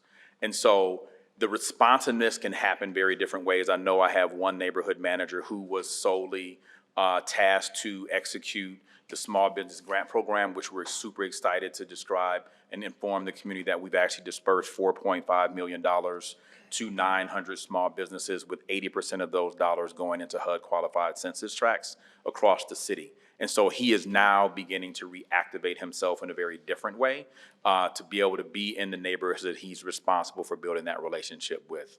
But I would say that ongoing, it is about working in concert. Neighborhood managers are not necessarily the team that is trying to replace our neighborhood stabilization managers or neighborhood improvement specialists. They work in concert. I can tell you a number of times where we've been in meetings where they work hand in hand. One is addressing the livability issues, which is more on the neighborhood improvement specialists, and the neighborhood manager is really addressing the things around economic vitality and supporting the businesses accessing programs and products. As you all know, neighborhood managers are also a key point of making sure the products and programs that we develop and design at SODC, as we move forward, they are the point of the spear, if you will, making sure businesses have access to those products as we move forward. So I think that's really how we want to have the neighborhood managers be a supportive partner to all the aldermanic leaders across the city. Thank you so much. All right, and if you want to make the introductions. Great, now you're really testing me here, because we have a lot of staff. So we have Madeline from the incentives team, Zach from the incentives team, and then Andrew, who you all heard from today, and then Zach and Jake, and then Rob Orr, which is our Senior Vice President of our Equitable and Inclusive Development. We have Corinne, who's one of our neighborhood managers. We have Ms. Kelly King, our Director of Human Resources.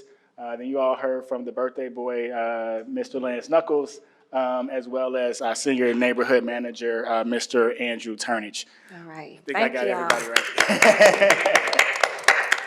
Thank you all so much for being here. I do understand the immeasurable amounts of work that go into these development processes, before it gets to us, before it gets to be in these positions right here. So I just, again, want to thank you. Thank you all for taking the time out today here to be available for questions, and enjoy the rest of your day. Thank you. Okay, and with that, we'll just go ahead with Board Bill 37. I'm going to have to step on the other side here, so I am going to turn it over to our Vice Chair, Sanye.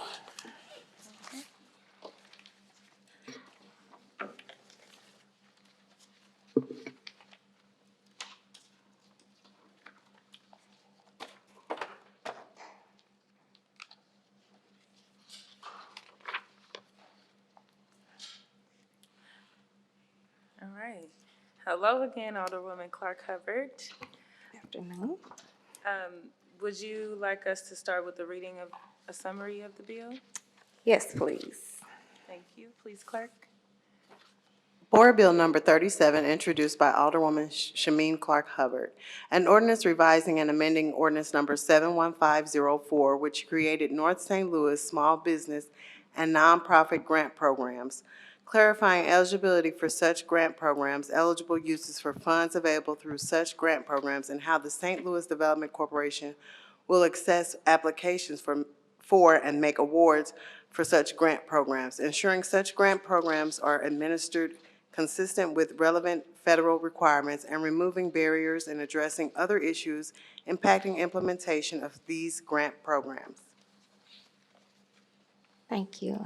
Thank you, Madam Vice Chair. So I want to make sure, again, for the public and everybody who might be listening or might be new, you know a little bit about the history of this legislation, the integrity and the spirit behind this legislation. So Board Bill 82 was introduced on 7/9/21. It was heard twice in committee. As is today, I'm not asking for a vote. I'm just opening up the conversation. It passed out on its second hearing, and then it went to be finally passed on April the 18th with 24 aye votes, no votes. And Mayor Jones signed it into into law on 5/5/2022. After that, we had a press conference at an amazing appliance store right at the corner of Taylor and Martin Luther King that was well attended in North St. Louis. Again, reimagining what we can do to build up business back into North St. Louis, to re-put these funds back into North St. Louis. But in the midst of that, right, we began to see some challenges, barriers, inequities that began to be revealed in the process. And so, again, behind me, I have with me our director, Neil Richardson, our Nance Knuckles, and also Casey Milberg from the administration, from the mayor's administration, because they did work together with the president of the Board of Aldermen, myself, and others to make sure that we cleared up. I know it's been called fixes, but what we did to make sure that this money can be, again, keep the intentional effort that was collectively put forth to award these funds, but also make it pass, the but-for test that we were talking about, the different things that caused us to be able to hold it back. And so, one of my constituents this morning just called me and told me about making sure that we look at stuff as how to instead of not to. And for me, it's always been and not or.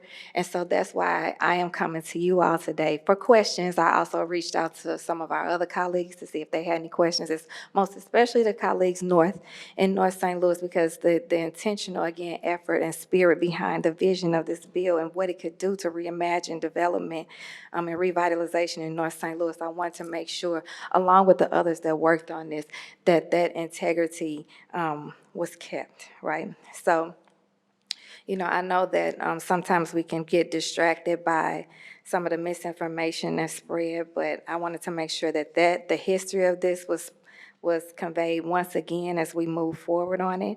And they've both been sworn in. I don't know if we need to swear in Ms. Billenberg. If any of my colleagues might have any questions for her, I'm here to answer any questions. And then again, not asking for a vote today, just wanted your thoughts. And then as we move forward to hopefully carry out a vote, the main thing I don't want, you heard the timeline. This has been going on since July of 21. We're going on July of 23.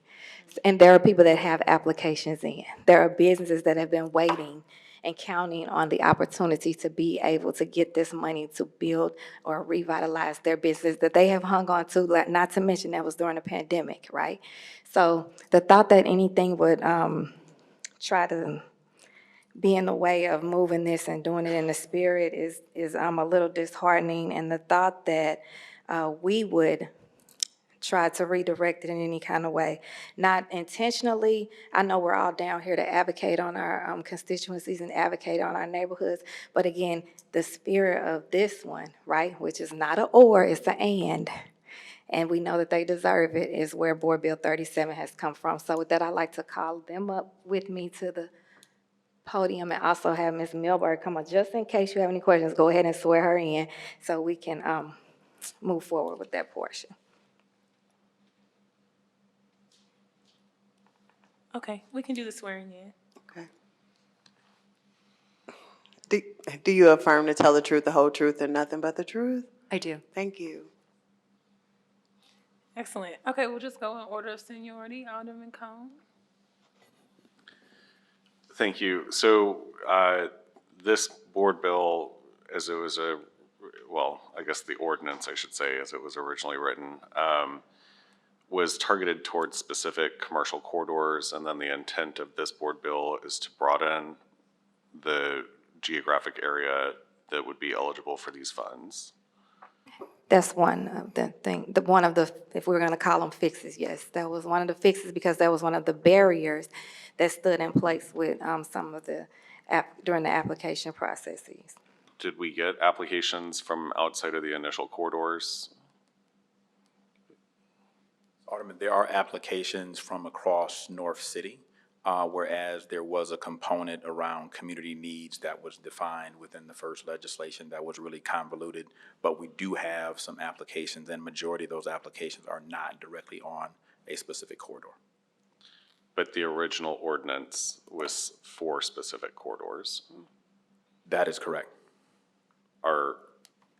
So we're saying there are applications, but a majority of those applications are not for those corridors. So the original bill was identified where the commercial corridors were the primary locations.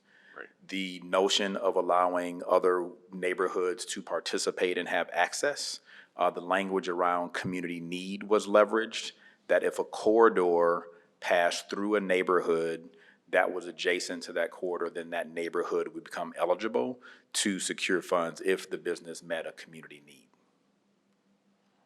Again, it was a little convoluted, but it was there.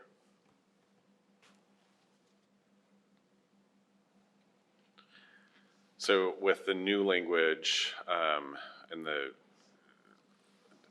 presume we're going to have a committee substitute for this because the board bill that was introduced is not in our typical format.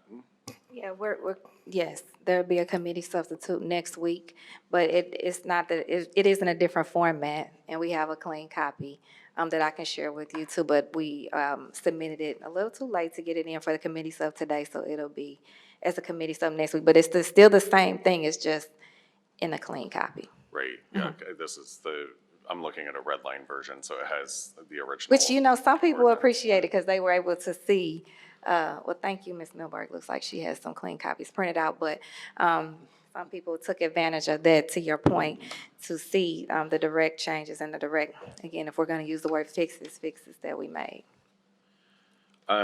So I'm just going through the I guess, proposed changes. So while we're doing this, it looks like we're using two different metrics. One is the qualified HUD census tracts, and one is the EGI, or EJI. I keep saying EJ and GI. Just flows off the tongue easier. So with the EJI, it's areas 1 and 2 of the EJI, and then HUD qualified census tracts north of Del Mar. All of it's north of Del Mar. So why, if we're taking this opportunity, looking at the economic justice report, specifically as it pertains to areas 1 and 2, it notes that those areas have seen the same level of disinvestment as North St. Louis. So why would we not take the opportunity to also open that up to areas that are EJI 1 and 2? I'll speak first to how it was explained to me, because I did ask that question after you and I's conversation, Alderman Cone.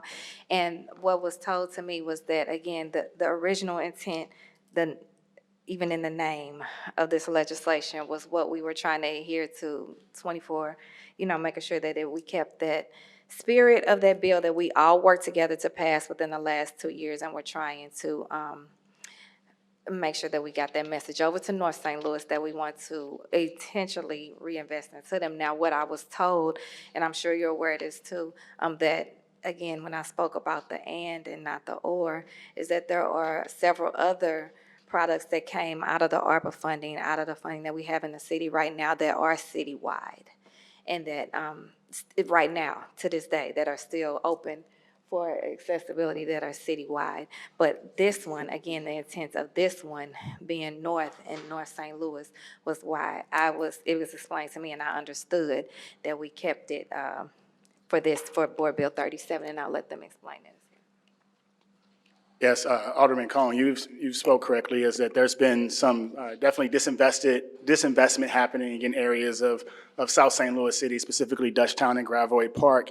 However, the spirit of this original legislation was focused on corridors that were north of Delmar.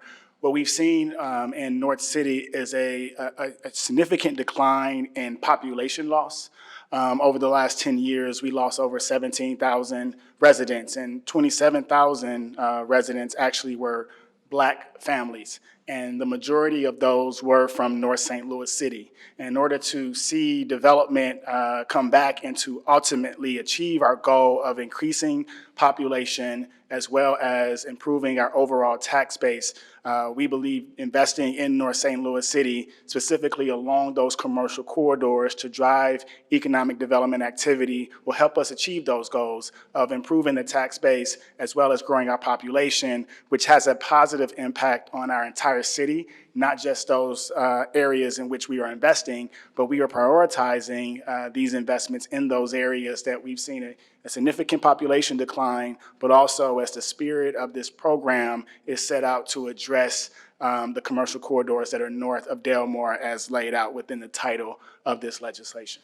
So what am I supposed to tell a neighborhood business owner, minority business owner down in Gravois Park on Chippewa that has a 30% vacancy rate, that has homicides once a month, drive-by shootings every day, and has the same issues with getting access to capital as any business that might be opening north of Delmar? Yeah. I mean, whether that's, lack of, institutional wealth that's been built up through their family, lack of access to capital through banks because the banks don't lend very well in communities that continue to suffer from, I'll call it repressed property prices and things of that nature.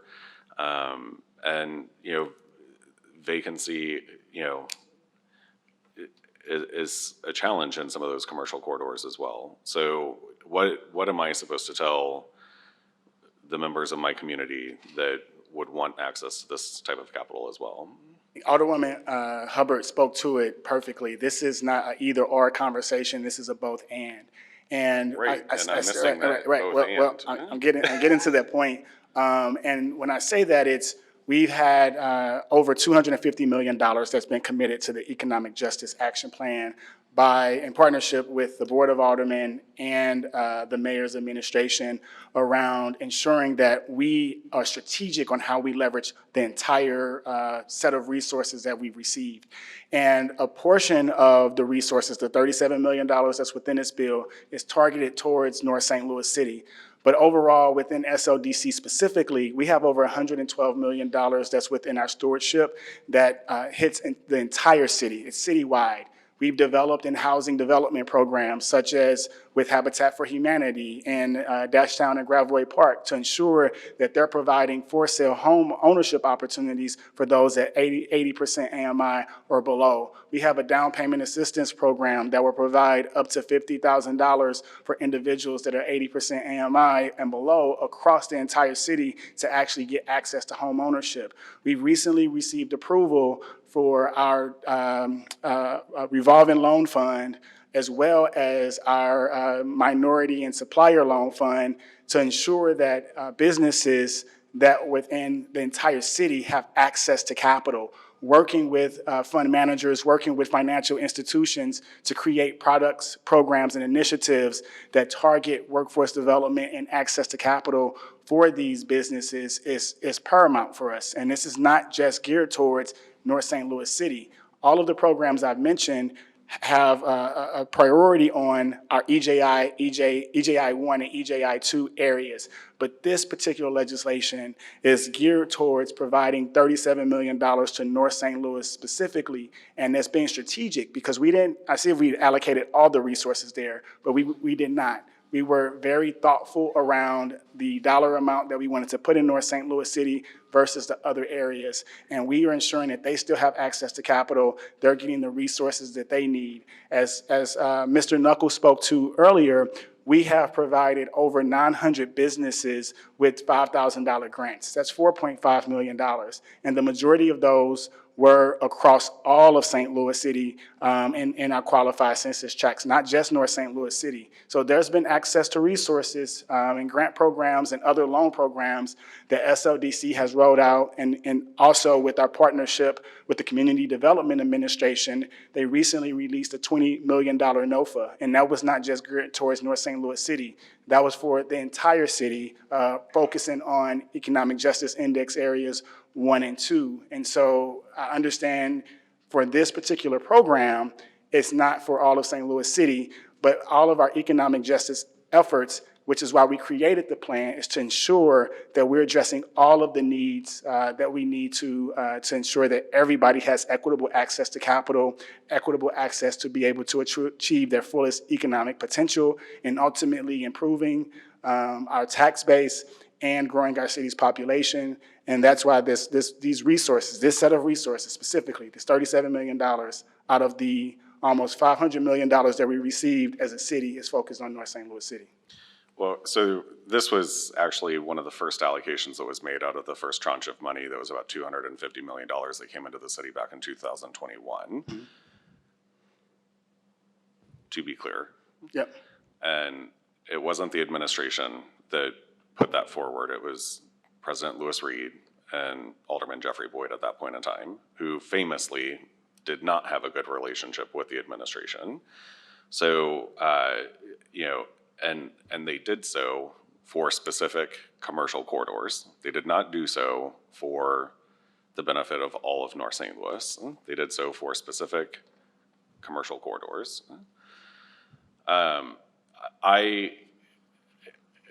I understand the intent behind it, but I keep hearing, for the benefit of everyone, and, and not or, solve both, but that's not what this is doing. This is still kind of othering the communities of color, the communities that have been disadvantaged, the immigrant communities that call Southeast City home, and continue to face a lot of the same challenges that our neighbors in North St. Louis have to deal with. And I find it disingenuous when we say that we want to take care of everyone, but then you expect me to vote for something that's not taking care of everyone, who are literally, if you look at the maps, if you look at the data, if you look at any other measurement, are dealing with almost the same. And your economic justice report even identifies it as much as that EJI 1 classification. So it just seems, while we're taking the opportunity to be fair, to be equitable, to change the dynamic here, that we would be more considerate of those other communities that have had to face the disinvestment, have had to face the population decline, have had to face limitations on their accessibility to economic justice. And it's very frustrating sitting here listening to that, to be honest. I understand that there are other programs that are out there, but North St. Louis is also eligible for those, are they not? Yes, they are. That's great. Right. I mean, just to quote the economicjusticestl.org, other pockets falling in EJI 1 or EGI 2 on the Economic Justice Index, noting high need and opportunity, are located in South St. Louis and Graveway Park, Dutchtown, and Marine Villa. These areas share many of the same characteristics as those of high need in North St. Louis, and should also be a priority focus area for SLDC. And they Quote, are. unquote. Yeah, and they are a priority area. I mean, as you've seen through the incentive process that we've just spoke to, the EJI 1 and 2 areas both get high consideration for incentives. Also within North St. Louis City, there's a high level of concentrated poverty along everywhere north of Delmar. Wait 1 second. And what we want to see is to address that concentrated poverty of bringing back resources to North St. Louis and repair the harm that was caused by the disinvestment that happened there with this particular set of resources. I think if you bifurcate this out and look solely at this program, it is geared toward North St. Louis City. But as a city, we have to be very strategic on how we allocate all of our resources. And what I would say is that we're looking at doing that in an equitable way, in an equitable manner. Again, SLDC does not create legislation. We are responsible for implementing. We are the executive, we work within the executive branch in partnership with the mayor's office to ensure that we're implementing the priorities and the resources that we have and doing it in the most equitable manner. Again, the legislative piece is a determination by the Board of Aldermen ultimately, and you all set the vision and the framework for how we execute. So while I understand your concerns, SLDC is here to speak on behalf of how we actually implement the program in which it was presented to us to be able to implement. I hear that. Okay. You all are also guiding the philosophy of development throughout the city. And, you know, I mean, to suggest that $37 million is enough to turn the tide in North St. Louis or anywhere else in the city is, I mean, $37 million does not go very far. Exactly. And so I think being able to grow that amount, saying we want to spread that $37 million, not just in a concentrated area, but across the entire city, I think it takes away from us trying to address. I'm not suggesting spreading it across the entire city.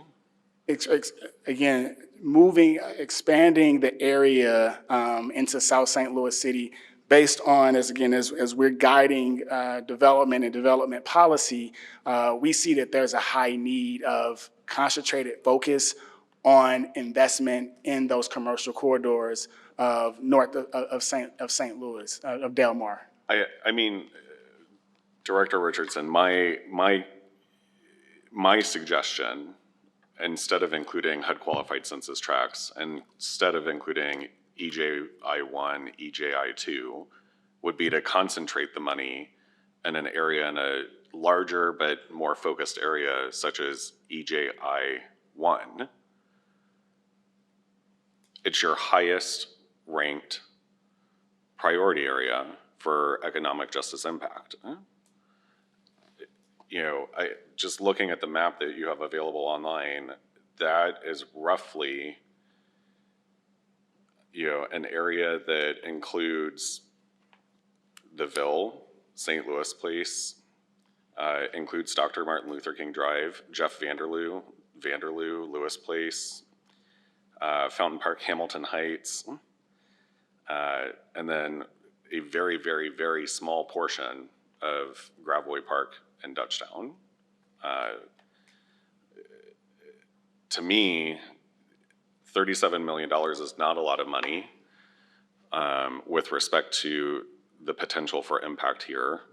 And if we're going to try to prioritize areas that have seen that level of disinvestment, why wouldn't we focus on those areas that are ranked highest on the EJI?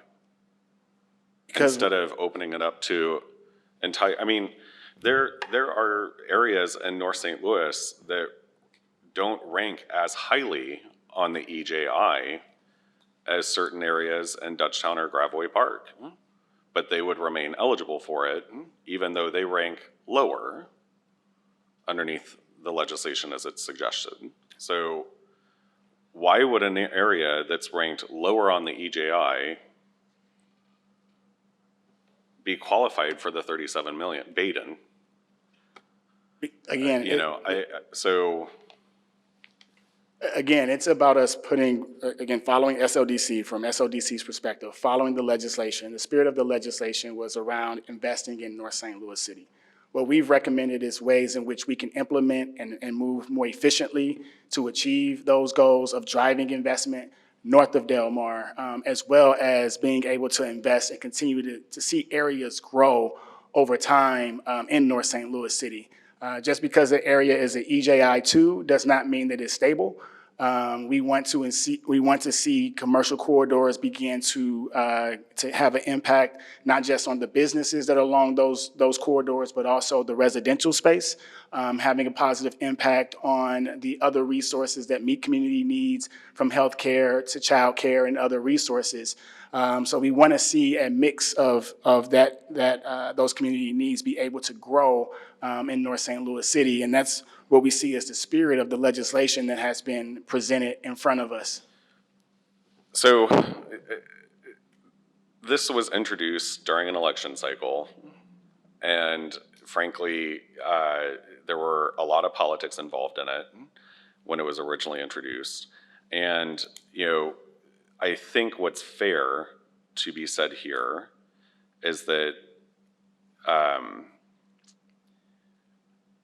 there is a greater need than what is available for the city as a whole, even for the area that is identified in this reappropriation board bill here. My ask, which I still haven't had an answer to, what am I supposed to tell that business owner on Chippewa? And we have resources to support them.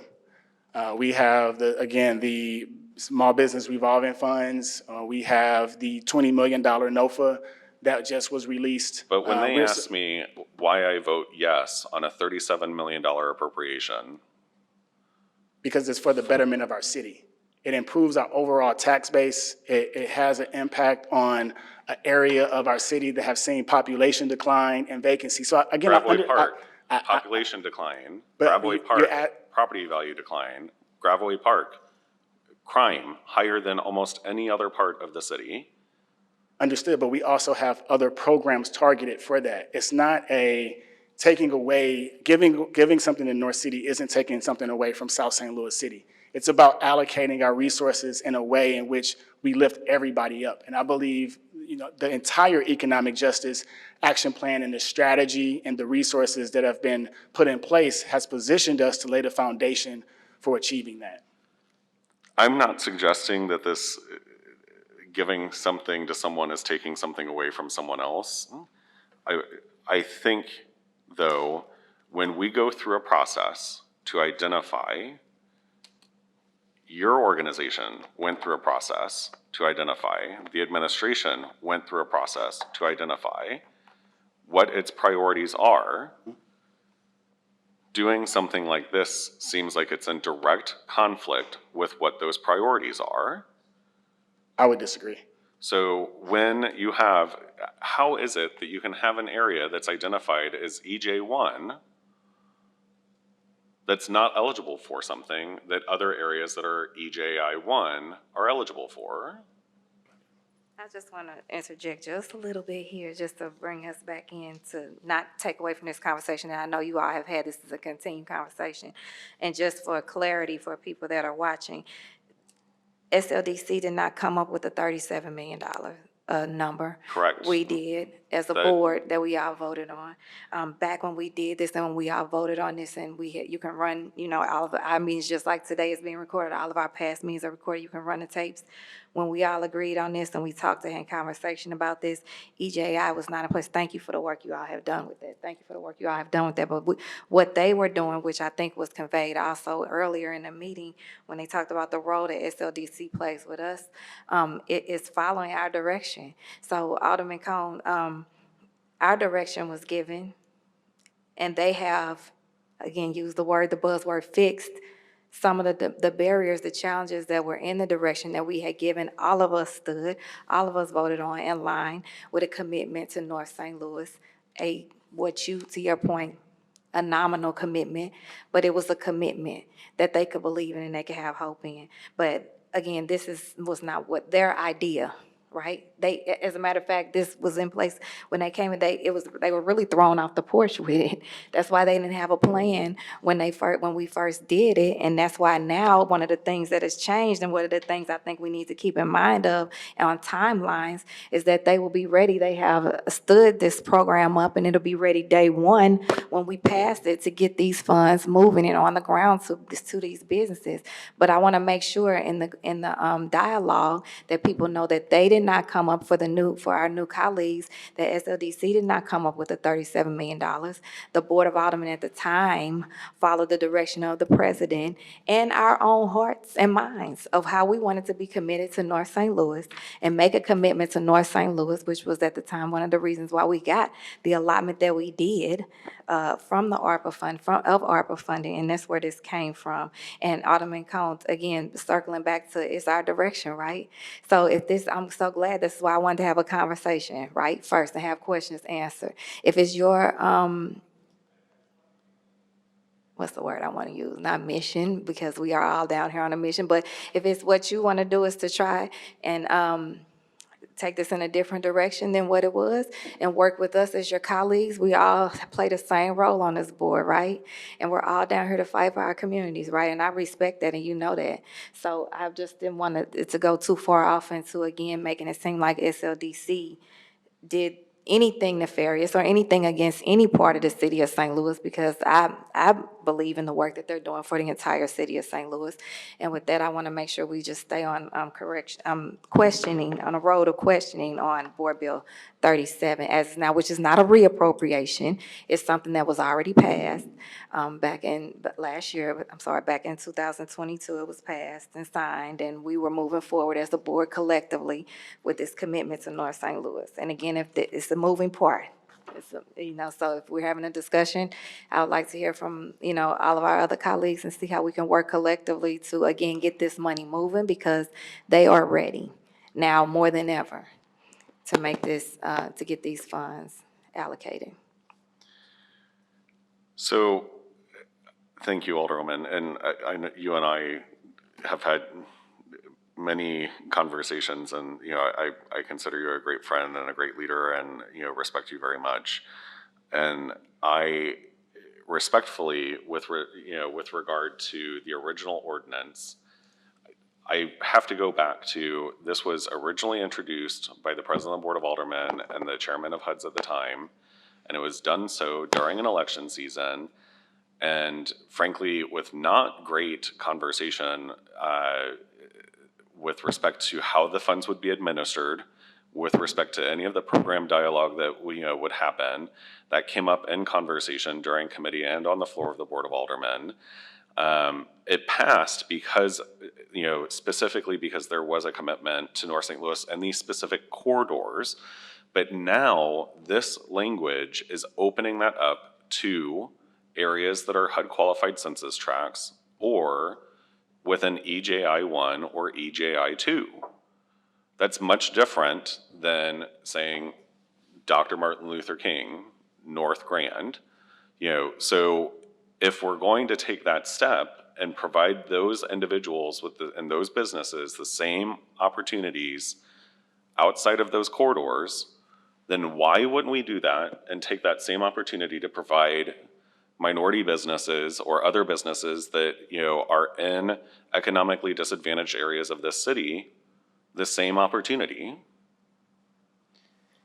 So that very question, I think you kind of answered your own question, because the reason we opened it up, the corridors, and for clarity, the corridors are not taken out. The corridors are still in there. And the applications that are in place are still in there, ready to go, right? But there was some discussions around, and I just learned this word yesterday. He don't know, he taught me this word yesterday in one of my many meetings about this, but bifurcate, am I pronouncing it right? Bifurcating these corridors, right? And so just making it equitable and accessible to, again, the title of the bill, the title of the legislation was why they had to legally open it back up and expand that geography the way that they could. And that's where that came from. It wasn't taking away the corridors. It wasn't taking away the integrity of the revitalization vision for North St. Louis for these funds. And I'm not really sure the direction of saying what the time, some of the timelines of when it was, introduced and what that had to do with it. I don't care if it was an election season, I don't care if somebody was having a baby or or somebody was buying a house, I don't care really what was going on. Whatever time of day it is, I think that we all have a commitment to our neighborhoods. We all have a commitment to securing resources for our neighborhoods. And so for me, even though sometimes it's passed around that I'm not a North Side alder, I absolutely consider myself a North Side alder. And so I'm always going to fight for North Side resources. And so with that being said, again, that's what this one was for. And if redirecting would be if we did change it, take North Side out of it, take North Side corridor, take North Side grant, take however you want to do that. That would be redirecting it or reallocating it. But this right here is keeping the integrity, the vision, the spirit of what those alders, us alders, came together in for the legislation that was formerly Board Bill 82 as amended and what will now be Board Bill 37 to 37 committee sub. As amended, whatever, because this is part of the process, right? But I just want to make sure that the new alders understand that part, that this, again, is not taking away from what we did back then together collectively as a board. It's adding to it. Alderman Connor, I'll let you respond to Alderwoman Clark Harwood, and then, I'm done. Okay. We're not taking a vote on this today, Yeah, so I'm that's what I was not, gonna say. you We know, could continue the I'm conversation. fine continuing the conversation, when we have a committee substitute before us, but, I would just ask respectfully, that we don't leave out neighbors, who are experiencing the same challenges that other communities are as well, so. okay. Thank you. Alderman Browning? On a slightly more just nitpicky note, and this is from the red line copy, page 6, line 18 to 19. It notes the Page Avenue corridor, says it runs from Van Venner to Compton, but Page doesn't actually intersect with Compton, and it intersects with MLK, so you might just want to clarify that in the language.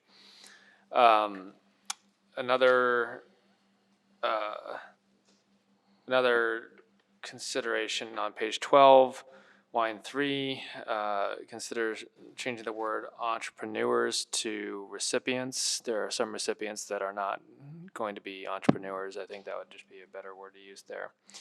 I have a question about page 9, line 9. It says, let me bring it up here. 9, line 9.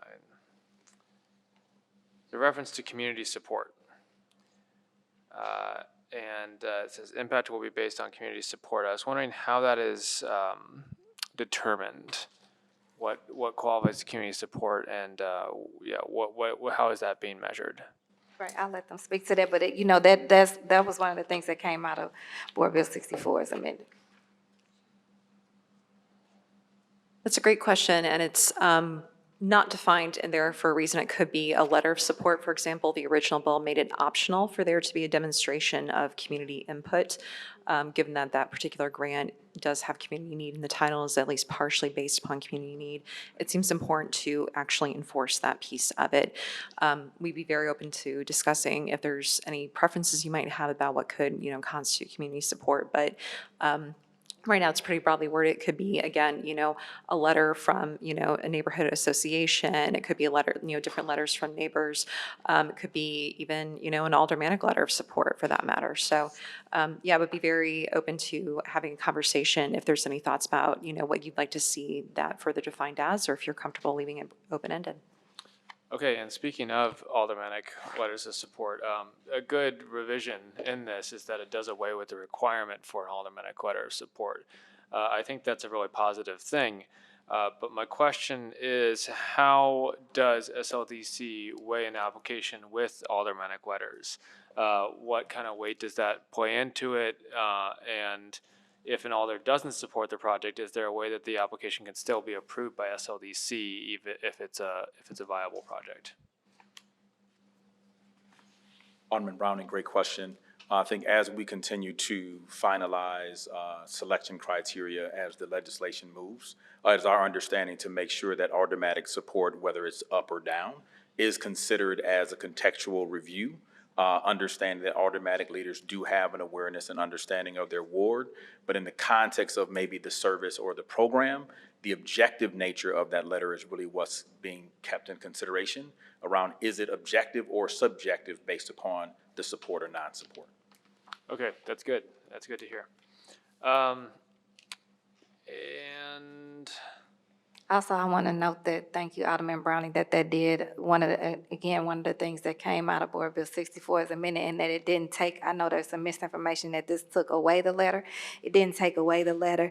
It actually even added 2 other options to the letter. So it's saying in support, non-support, or you just, you don't believe in it. Just different options for us to have as older people, our voice heard in the process, but not get caught up in a situation where, and we've all heard about these situations where maybe an amazing company, an amazing constituent that's doing some great work doesn't have a relationship with their older person, and unfortunately, so they're not awarded a letter or not offered an opportunity to have the support of their older person. So that's where this came from, and we think that it's, again, another good fix.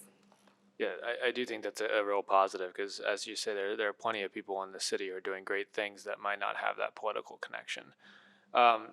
Will there be a portal on the SLDC website to show who's receiving the grants and how much, similar to the ARPA grant portal? So, Alderman Browning, yes, there will be, as we develop the accelerator for SLDC, all the products and programs that we offer, we will have a dashboard on those programs or any recipient that moves forward. And we'll also make the selection criteria be available as well once they're finalized post-legislation by this body and the Board of Aldermen. Okay, thank you. I had no more questions. Okay, I don't have, I think my questions have already been answered. I just want to thank you for doing the work, Alderwoman Clark Hubbard, to amend the bill and bring it about. And thank you for the context that you provided. And thank Alderman Cone too. I think robust conversation and discussions is good. And I think this is not the first time we've heard just some of these conversations and some of the things to consider. So I think it's always to the advantage for everyone to hear it. Since you're not calling it up for a vote today, I think we can, just wrap up this portion of our meeting. Right, I just ask that us as the HUD's committee and then with our colleagues for the rest of the board, as we all play the same role, and not in only this piece of legislation, but all of our legislation, that we have open communication and dialogue about this as we move forward, factually and not emotionally, and not on social media, but with each other. Thank you so much. Agree. You're welcome.